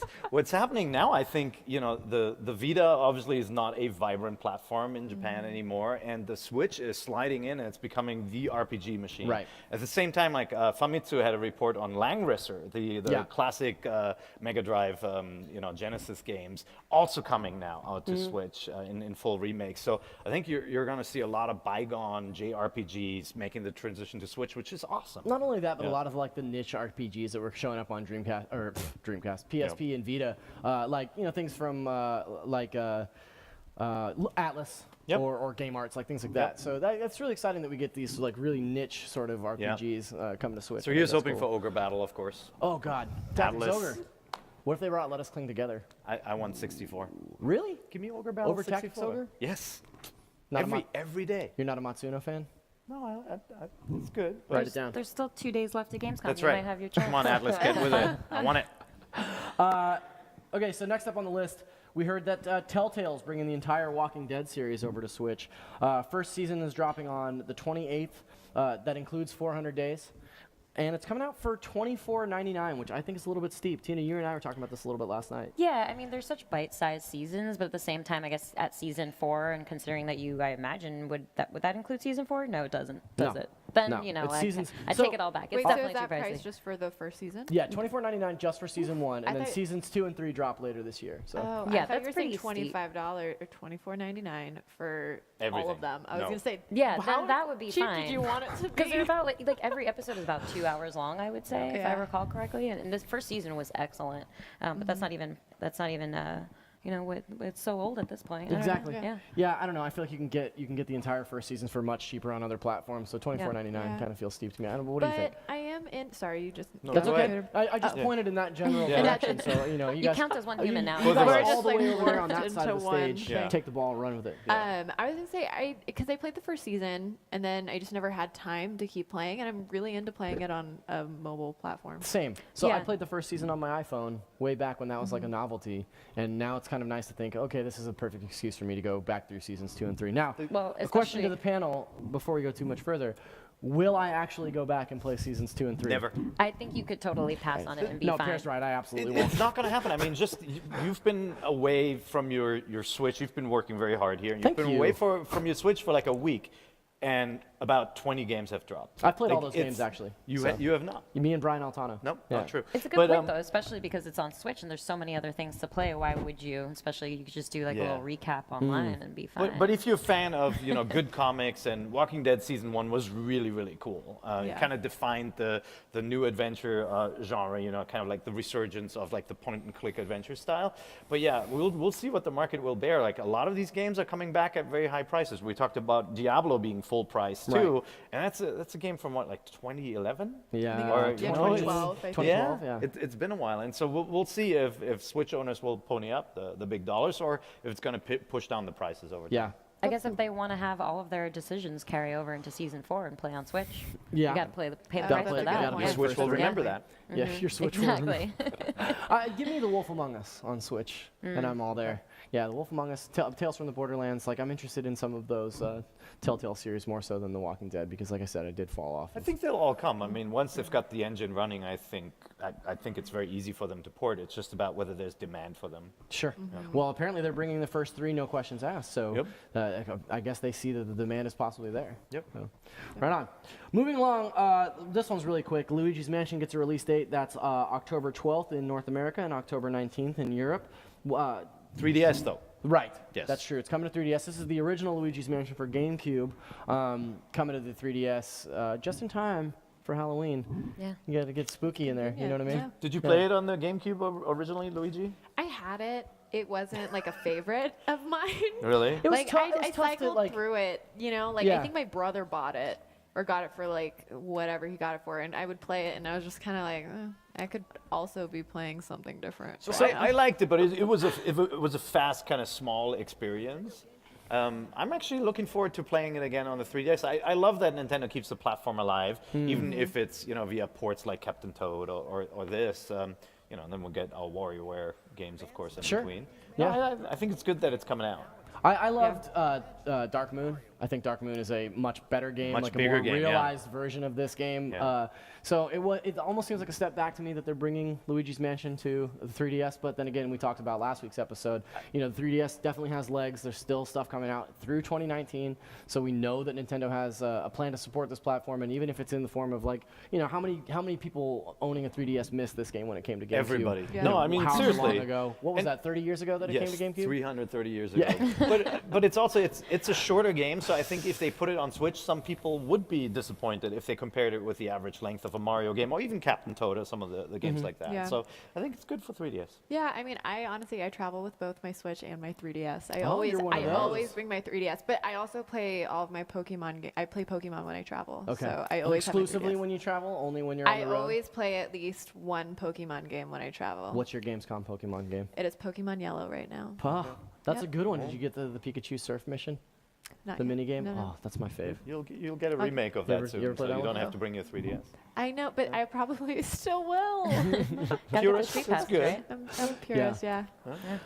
Okay, another announcement. Speaking of older games coming to newer systems, Saints Row the Third got announced in the Gamescom keynote. Now, here, Saints Row the Third coming to Switch. In my notes, you guys will notice I wrote what the swear word. I put a bad word in it. Yeah, Well, because, it's very on brand with Saints Row, so thank you. Yeah, I mean, this is a real non sequitur, right? This kind of came out of left field. So they're being very nebulous. They say it's next year, so sometime. It takes a long time to port that game. Right, and It's a big game. I guess more so than talking about like Saints Row coming for the Switch, which is fine, whatever, great. That's a weird superhero style game, right? It's fun. I mean, it's a good game, yeah. Yeah, I do feel like it's a bit of an odd choice, but I guess what I really want to talk about is like when we said earlier this year, all year since the Switch launched, when we said everything for the Switch, is this what we meant? Like literally everything. Like I'm curious. Like, yeah, literally everything, because this is great. This is an awesome opportunity for players that potentially miss these games, on previous platforms. But like, to your point, there are 30 games for the Switch that I haven't even looked at this week. Saints Row. Telltale? Really? I mean, it's like building a third-party virtual console at this point. Like, I got no problem with that, but with Saints Row, why wouldn't you go to the last game at least? Like something that's a little Saints fresher. Row the Third was a much better game. Huh? Saints Row the Third was a much better game. Oh, that's better why. than Saints Row you want. 4? Yeah, absolutely. So you're team Saints Row 3 yes, then? exactly. So as far as options go, this was the right one. This was the right call. But at the same time, I guess I wasn't there when you guys were talking about everything for the Switch, but I have said that on my own account. That's what I was gonna say. I didn't mean just Yeah. we. Right. I meant the royal we. Exclusionary. Yeah, like We did everyone. not uninvite you. Yeah, I think I prefer like every game that comes out to come out on Switch. Just because I like the do too. accessibility of it. Yeah. Yeah, just So then every you have new the game. option. Even all the Just cookie give clicker me all the games that you options. always play when I Yeah. see you at your desk. And Little you're, like, Alchemist. just clicking. What Yeah, is I it? want that on Switch. Little Alchemist. I don't play that anymore, Perry. You heard it here first. Little Alchemist for Switch. Whatever that means. Nobody knows. Everything on Switch. You combine elements and it makes new forms, whatever. Don't. Now, It's fine, don't worry about it. we've been talking a lot about older games coming to Switch, but we're at Gamescom 2018, the home of the newest games for the summertime in Europe. It's Right? hot here. That's quite the qualifier. Okay. Thank you. Yeah. I wanted to, I wanted to lend this The very best special, games right? Yeah. in the street, depending on the In street. Europe. Yes. Let's talk about the games that we've been It's a good playing at reference. Gamescom, the games that we're really enjoying. And if I may, I'd like to kick it off. You mentioned this one earlier. One of the games that I've fallen in love with over the course of Gamescom this year is Devolver's The Messenger. It's published by Devolver, but it's coming to us from Sabotage.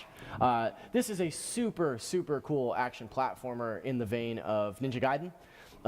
In the first run through. So it starts off in this kind of like 8-bit style, but as you progress further through the game, narratively, you basically switch back and forth between like an 8-bit and 16-bit style, and the paths are different depending on the art style. And so it becomes this, what starts as a very like rudimentary Ninja Gaiden clone, becomes this sort of Metroidvania the further into it that you get. And there's this beautiful sprite work. It's super hard, like Really, really fun. I dig it. Pear, have you had an opportunity to I play haven't it? been able to play it yet, but Yeah. I've seen lots of footage of this game, and you and Brian have been talking my ear off about Yeah.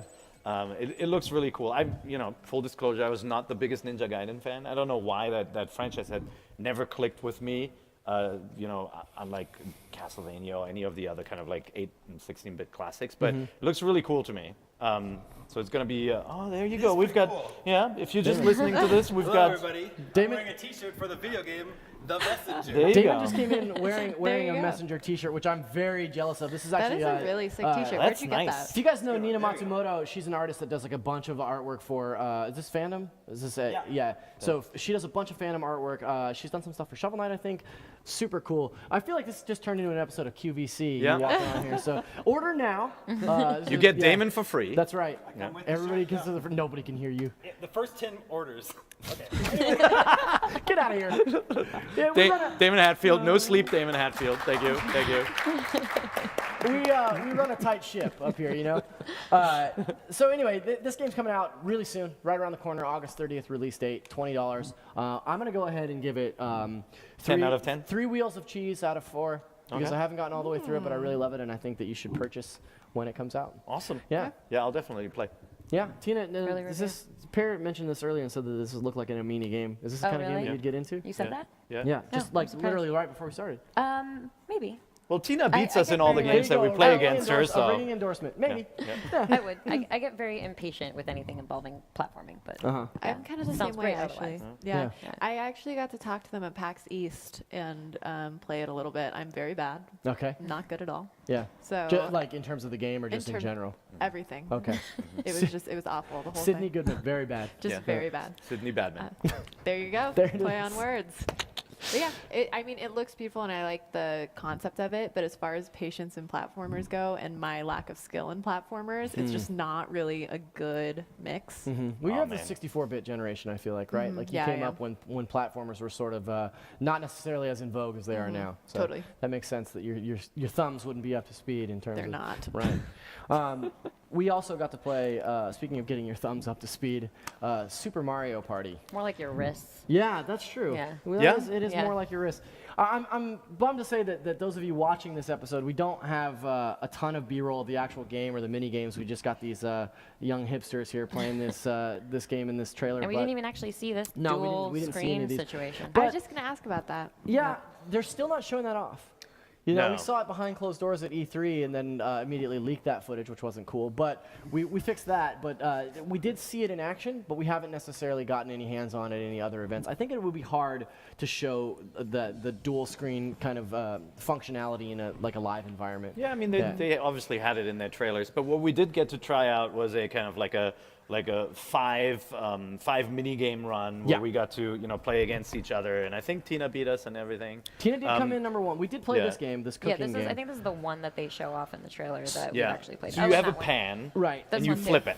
Yeah. You Right. like try to cook a piece of meat, a little What, cube was it steak. pork? Yeah. What was It it? looked Cube like steak. it looked like a steak, cube steak. Yeah. Just lightly A seasoned. cow cut into a Sear it. cube. Well, Yeah. see, that's the trick. If you want to get it faster, you just sear it, and then you're Okay. fine. You give so it you one sear it of from these. every So, side, and you yeah. have to use the Joy-Con like holding it like the handle of Yeah. a pan by flipping it, and Right. you can kind of flip it sideways. It actually feels really natural. They did a really nice job with it. The flipping sideways was really difficult for me. I found that if I just let the meat itself rotate, because it would on the natural oil, Yeah. or whatever was happening on Yeah. the Right, pan, right, I'm right. overthinking this completely. Cooking with but Tina. when you just exactly when you flip it just delicately, it'll just as you Yeah. see that little red piece Can you right show in us front of again? you. Can you show us again? Just a little flip. Got it. Yeah. just a little. Yeah, I felt like as Master Chef myself, I felt like I excelled in this this particular mini game because it did feel That's like funny because you did lose. I got second place. I beat you, so That's funny That's because I right. really lost. I think Yeah. Yoshi even beat you. Who yeah, was even our the computer our, beat Pear. yeah, mysterious But fourth I player. was impressed with the way again the haptic feedback, the sort of HD rumble functionality of the Joy-Con is really nice. really on display here. Like really great functionality in the way that Tina's right. Like flipping it like really hard, you could throw that little steak cube out of the pan, which automatically results in I like did. another one dropping, and you have to start all the way over. I did But- Benihana. Yeah, Yeah. but if you You tried some, like, you power tried to flip it moves. over to like Yeah. a like a shy Yeah, guy. like, here you go. But I think like the subtle flipping of all 6 sides, you know, that's probably my favorite mini game of the bunch. There were a bunch. Like one was like just running around, running away from the little actually, punchy I wrote it all down goes. here. So the next one we played was a block runner, where it was kind of a horizontal side scroller, and all 4 of us were running away from like a group of, I believe it was Booze wearing boxing gloves. Yeah. And there's all these blocks in the way, and so you have to kind of Boxbolde in German. Yeah. Yes. Yeah, you have to kind of wind your way around each of these blocks, and then whoever gets caught by the Booze. Yep. You know, like it's basically like outrun. You just run people. Yeah. It was like, and I guess it's like a never-ending level too. Like whoever well, they just do catch up more and the more, last. so there's an end to it. Like there is a forcing limit it on in, it, but yeah. it was like the simplest kind of Mario Party challenges, going all the way back to the beginning. There wasn't a lot to it. I felt like because I stuck to the top level, and you rotated between the 2 of us. And Per, I think you were the bottom level mostly. Yeah. And I felt like my level barely had any blocks in the way. Yeah, no, the There game were so definitely many times cheated where in it your was favor, empty. which Yeah. is why you won. That's why I was trying to chop shouldn't it have up. given you that. Moving between the top and the bottom levels, I didn't have obstacles. So Yeah. there were several runs where, you know, based on the level, I was able to speed through it. That's why I came in first on that one. So Maybe we needed to like punch each other out of the way more and troll each other. Maybe that if was we the had point. We were too friendly. if we had played the game the way that the people in the trailers play Mario Right. Party, just Just, really like, getting in bumping there into each yeah, other. it Yeah. might have been like a full contact sport. So Well, there was like the tricycle pedaling where you had to take the Joy-Con, hold it sideways, and go like this. I always hate those. Yeah. You know? So but it's like, you got to go like I could this, tell and that immediately makes you when pedal. we started that you and I knew how to do it. But Right. Per, you were going you were rotating to too much it of a was- degree well, of a radius. Per was trying to ride the tricycle like he rides his bike, like out on a Yeah. Sunday stroll. You have know, to do he's like got a this. tight radius. thing. Yeah. Yeah. Per's We have out very there on his big beach tricycles cruiser. here. Yeah, just lounging. Like, taking why- in the why scenery. competition? Meanwhile, you and I were out. Look, it's been at Yeah. least 40 years longer that I've been on a tricycle than any of you guys. so. I don't think I've ever been on a tricycle. Tricycle is not my favorite one. I thought it was fine. It was bad. We played I another felt like one I was with winding up a toy or something. Yeah. It's kinda We weird. played another one with where you dodged a bunch of football players. That was fun. Yeah, The so little bull four- guys running the through four of us from were in Mario a World. sort of a pit, and then who are those guys called? Bull, right? Yeah. Yeah. They were coming in from all angles, and you have to kind of dodge out of the way. That was fun. I liked that one. Yeah. That was That one pretty got good. hectic fast. Yeah, it really did. Yeah. So did And- you guys only play mini games? Yeah, Yeah. they Yeah. only Yeah, they only that's- let you yeah. do like a selection of I 5 mean, that mini makes games. sense, but And then we wanted to do more, but they're like, oh, next people. Yeah, that's another thing about being IGN at Gamescom. It's like IGN at Gamescom is not the same thing as IGN at E3. You know what I mean? It's like normal humans, so it teaches you yeah. some humility. In fact, It's I good. said something that Yeah. I will forever regret to Per yesterday because I know that it's going to come back to haunt me. We were waiting in line to play Super Mario Party, and I said, man, I don't remember the last time I waited in line to play a demo. And Per said, oh, I don't know. I broke a nail. It was a really good impression, though. Yeah, he did. To be fair. It was really spot on. Yeah, it was terrible. Super Mario Party is out October 5th, so not too long a wait there. Looks good though. I mean, Yeah. I'm excited about it. It's been a long Yeah. time since I was excited for a Yep. Mario Party, and I think the sort of ubiquity of the Switch lends itself to like busting out a couple of levels in the office. Like I'm into it. I'll definitely be there day one. good. You forgot the 5th minigame. Barrel rolling, which sucked the most. Yeah. So you stood on top of a barrel and you had to tilt your Joy-Con forward and steer. It was awful. Well, forward was for speed. It worked And pretty then well. you could do I like that backwards to one. Slow it down. That was actually the one that I was bumping you a lot. So that's Yeah. the one that we were kind of trolling each We other were on. very competitive. You Yeah. have to So get on my you have to whip find these little F-Zero like speed arrows on the ground Yeah. and get a little boost. Boosters, And you yeah. decided to not take those, instead Yeah. go into the grass or the Interesting water. Convinced, Yeah. I was convinced that my Joy-Con wasn't working. Yeah, of you course. were- Yeah, Well, I because- was getting very frustrated. Yeah, that's why we told you had to tilt it forward. It's I acceleration. was tilting it. No. I understand physics. I got how it worked. It just wasn't working that well for me, and I hate to lose. So I was being a little crybaby about So it. we'll have a rematch once we get the game. We'll Yeah. play a little bit and we'll explain the controls to you again. Thank you. You I guys can show appreciate me that. how And to there's pedal a a tutorial tricycle. mode in the beginning Yeah. of every minigame, but we'll still, give you a freebie round. And we'll capture some of these games and put them out there so people can see what we're talking about. So it's not just us, sitting up here describing Joy-Cons with. Sorry, With, you like, didn't- awkward hand Sorry you didn't get motions. to play it yet, It's but okay. maybe you can Yeah. make the I show love flow Mario today. Party, so I'm very So excited. I guess that's a good question for you. Like, I'm sort of a lapsed Mario Party player. I was a Mario Party guy on Nintendo 64 when you would burn holes in the palms of your hands spinning the. Remember that, yeah. Are you ready? Are you ready for Mario Party again, or have you played all of them? Is that something you've kept up with? So I played up to 6. Okay. And I still have a GameCube, so anytime we have people over, we play 4 usually. Oh, good. 4's a good one. 4's a good one. I like the dungeon duos Mhm. mini game. That's my favorite mini game, probably of all time, other than the Lick-a-Tongue one in Pokemon Stadium. What was the That puzzle really good. game called? They had a really good kind of Tetris-like puzzle game. Pokemon Puzzle League? No, but it was awesome. It was like, it could have been a standalone. Yeah. I'll look it up. Okay. But yeah, I mean, I would agree. I'm kind of relapsed, but I'm always ready for a good Mario Party game. I'm into it. Yeah. Mario Party also, for our listeners 21 and over, great drinking game. Killer drinking is. game to play Mario Absolutely Party. true. We're in The first Germany. one- It's not 21 and over. What is it, 16 19 for beer. I think it's 16. Yeah, I was gonna say, I Why think are it's you so 16. surprised? Only Bunch of for party beer? animals out here. We All can't right. drive until we're 18, though. That's weird. Well, you just get drunk first, and then you're sober. You can drive a car. You learn Get it out of your system. You guys got you it learn backwards. how much you get influenced before you get into a car. That's right. Safer. You know what is similar to driving a car? Driving a spaceship. Good segue. Thank you. Yeah. Thanks. I finally got an opportunity to play Starlink yesterday, and I'll be the first to say it here. I freaking love Starlink. I think it is awesome. I had a blast playing it. First bullet point, Zach is a believer. That's Were true. you on it before after seeing it at E3? I wasn't Okay. on it before. I Yeah? just hadn't had an opportunity to play it. And playing it yesterday, to me, felt like the spiritual successor to Star Fox, or Really? the Star Fox game that I've wanted for a really long time. Like, it's nice that Star Fox is in here for Nintendo Switch. Yep. But So you didn't play as Star Fox? I did not play as Star Fox. I chose one of the other characters. She was a drummer and had like a cool rhythm mini game to do like an area attack. It was Yeah. very fun. But this game to me feels like what Star Fox should have been on Wii U. The scale, the sense of speed, the ability to navigate planets in a full circumference, I think Yeah. is really cool. A little bit more ground bound, like a little bit more strafey, right?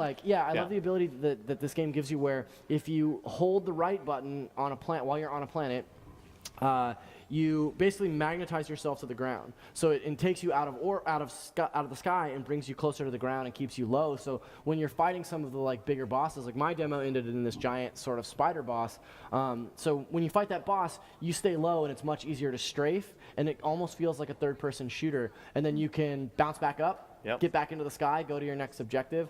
And otherwise, it's very technically impressive. Yep. I think it sort of looks like it doesn't look awesome. It looks dithered. Like it has. Yeah. The textures are a little bit muddy. There's a lot of pop in, but the idea that you can totally No Man's Sky this thing and go from the planet's surface all the way out into orbit. There's 6 planets to explore seamlessly. I think is really, really cool. Really impressive. Yeah. I think at this point, when Ubisoft first show Rabbids, for example, everybody's like, is this going to be good? Right. I think the same reaction with this game, where people said, Toys to Life game now after everybody's shutting down their lines. Well, What that's is the thing. this? I think its initial conception as a game, they may have led with the wrong foot, because its initial conception did seem like just a Toys to Life thing. Yeah. But you can actually get everything just digitally. Mhm. You don't have to have the physical components. And that was a key thing that they left out. I remember it wasn't until an interview with one of the designers that information came out. Mhm. And then they introduced the whole Star Fox crossover thing, which is when people started paying attention. But my lesson now is, give Ubisoft.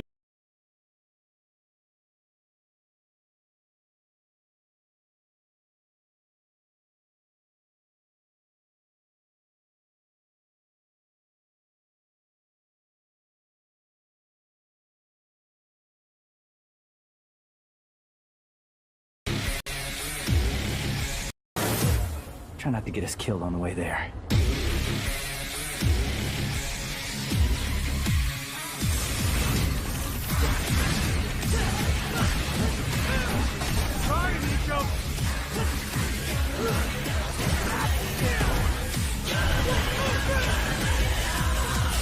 Take your time.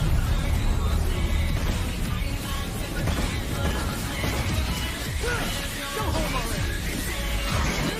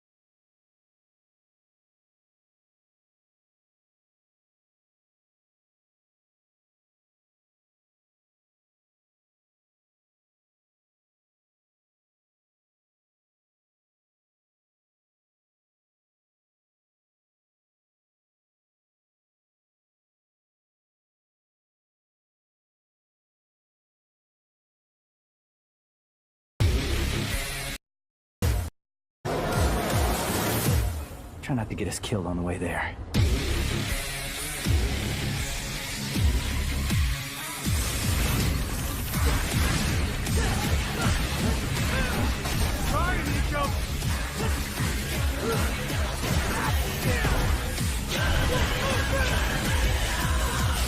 Take your time.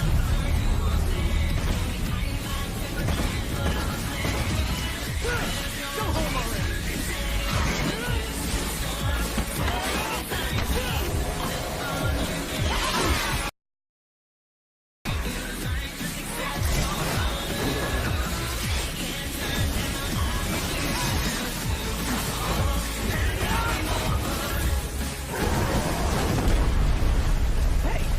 Do you do parties?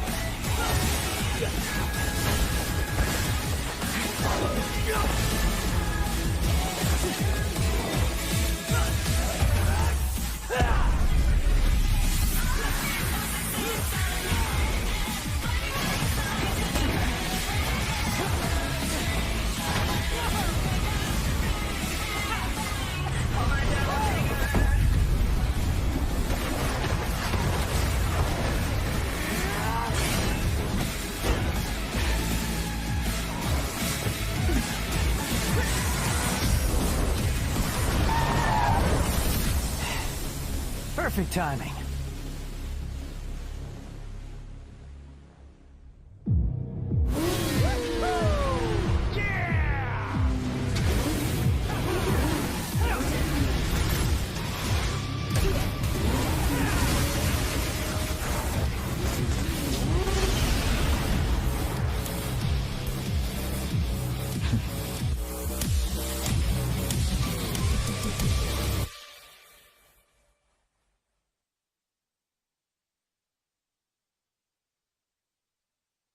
Spiele auf der leistungsstärksten Konsole der Welt.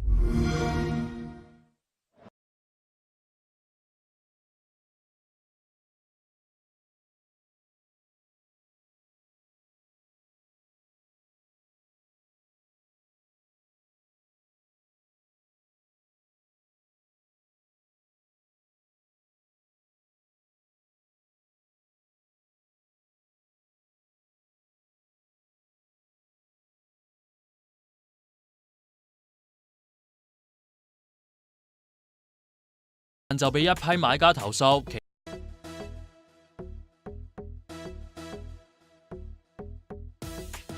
喺香港上市主營電競設備嘅 Razer 雷蛇，最近就被一批買家投訴，旗下最新嘅 notebook Blade 15貨不對版。Blade 15主打高性能同埋以石墨做基礎嘅散熱系統，而喺官網最早期嘅產品描述嘅第6點就話，均熱版用咗黑色嘅外殼。可以減少傳導到 notebook 機身嘅熱能。我諗住翻嚟睇下拆咗後蓋，睇下佢可唔可以升級佢嘅記憶體或者嗰啲固態記憶體啦。咁我發覺佢一拆完之後就同佢原裝官方宣傳嘅嘢係唔同嘅。外國嗰啲 YouTuber 咧，佢哋評測嗰啲機全部拆開嚟咧，全部都係有黑色散熱塗層嘅。經蘇寧嗰邊投訴完之後啦，咁就發覺佢哋。第一日就星期3就踩咗嗰啲踩咗第6欄啦，跟住星期4咧就第2個步驟咧就係好似係加咗一句説話嘅，就係話圖片可能與實物不符啦，類似啲咁嘅嘢啦。而網頁喺8月16號就換咗原色散熱殼嘅圖片。Razer 就回應話，因為生產嘅問題取消咗黑色嘅塗層，但係仍然保留咗均熱版嘅石墨材料，亦都喺 SSD 上面貼咗導熱墊，保證兩種設計有同樣嘅散熱效能。亦都表示佢哋嘅技術團隊一直喺工程同埋生產上面作出改動同埋改良，呢個係行業嘅慣常做法。佢哋亦都為未能清晰向顧客交代而致歉。一派胡言啊，嗰啲即係好官腔打官腔嘅做法，其實兩樣嘢根本唔相干嘅，你識電腦嘅人就知道㗎啦。你點會散熱板嗰啲嘢係關 SSD 嗰邊？你咁樣一條散熱膠去取代佢咧？事主亦都不滿 Razer 喺事件入面嘅處理手法，所以我哋好懷疑佢哋係咪真係想解決呢件事情。代理嗰邊係冇電話，完全冇消息。除咗之前有一個聲稱代理嘅人打過嚟話，我哋想幫你解決呢個問題，不過你要停止你網上嘅言論。我覺得佢哋喺度互相射波啦。Razer 對此就回應，喺收到顧客嘅查詢之後，已經立即同代理合作，向相關嘅顧客作出進一步嘅了解同埋安排。你呢間大公司，你做錯咗啲咩，你就應該自己去做翻啲合理嘅回應啦。你唔係要消費者去逼你，你先至去做噶嘛呢啲嘢。劉生就話有事主已經報咗海關，懷疑 Razer 違反商品說明條例，而海關就未有回應。劉先生表示，一班喺蘇寧同埋豐澤買機嘅事主已經可以去退款，喺腦場買嘅就未收到回應。Razer 就表示，顧客可以聯絡佢哋嘅支援團隊，並且承諾會盡快做出適當嘅安排。今次我 Chip 精嚟到京版，為大家搜羅咗好多食買玩嘅資訊。只想去京版旅遊指南已經面世啦！只想去京版，操作簡單又方便，快啲去只想旅行嘅網站免費下載啦！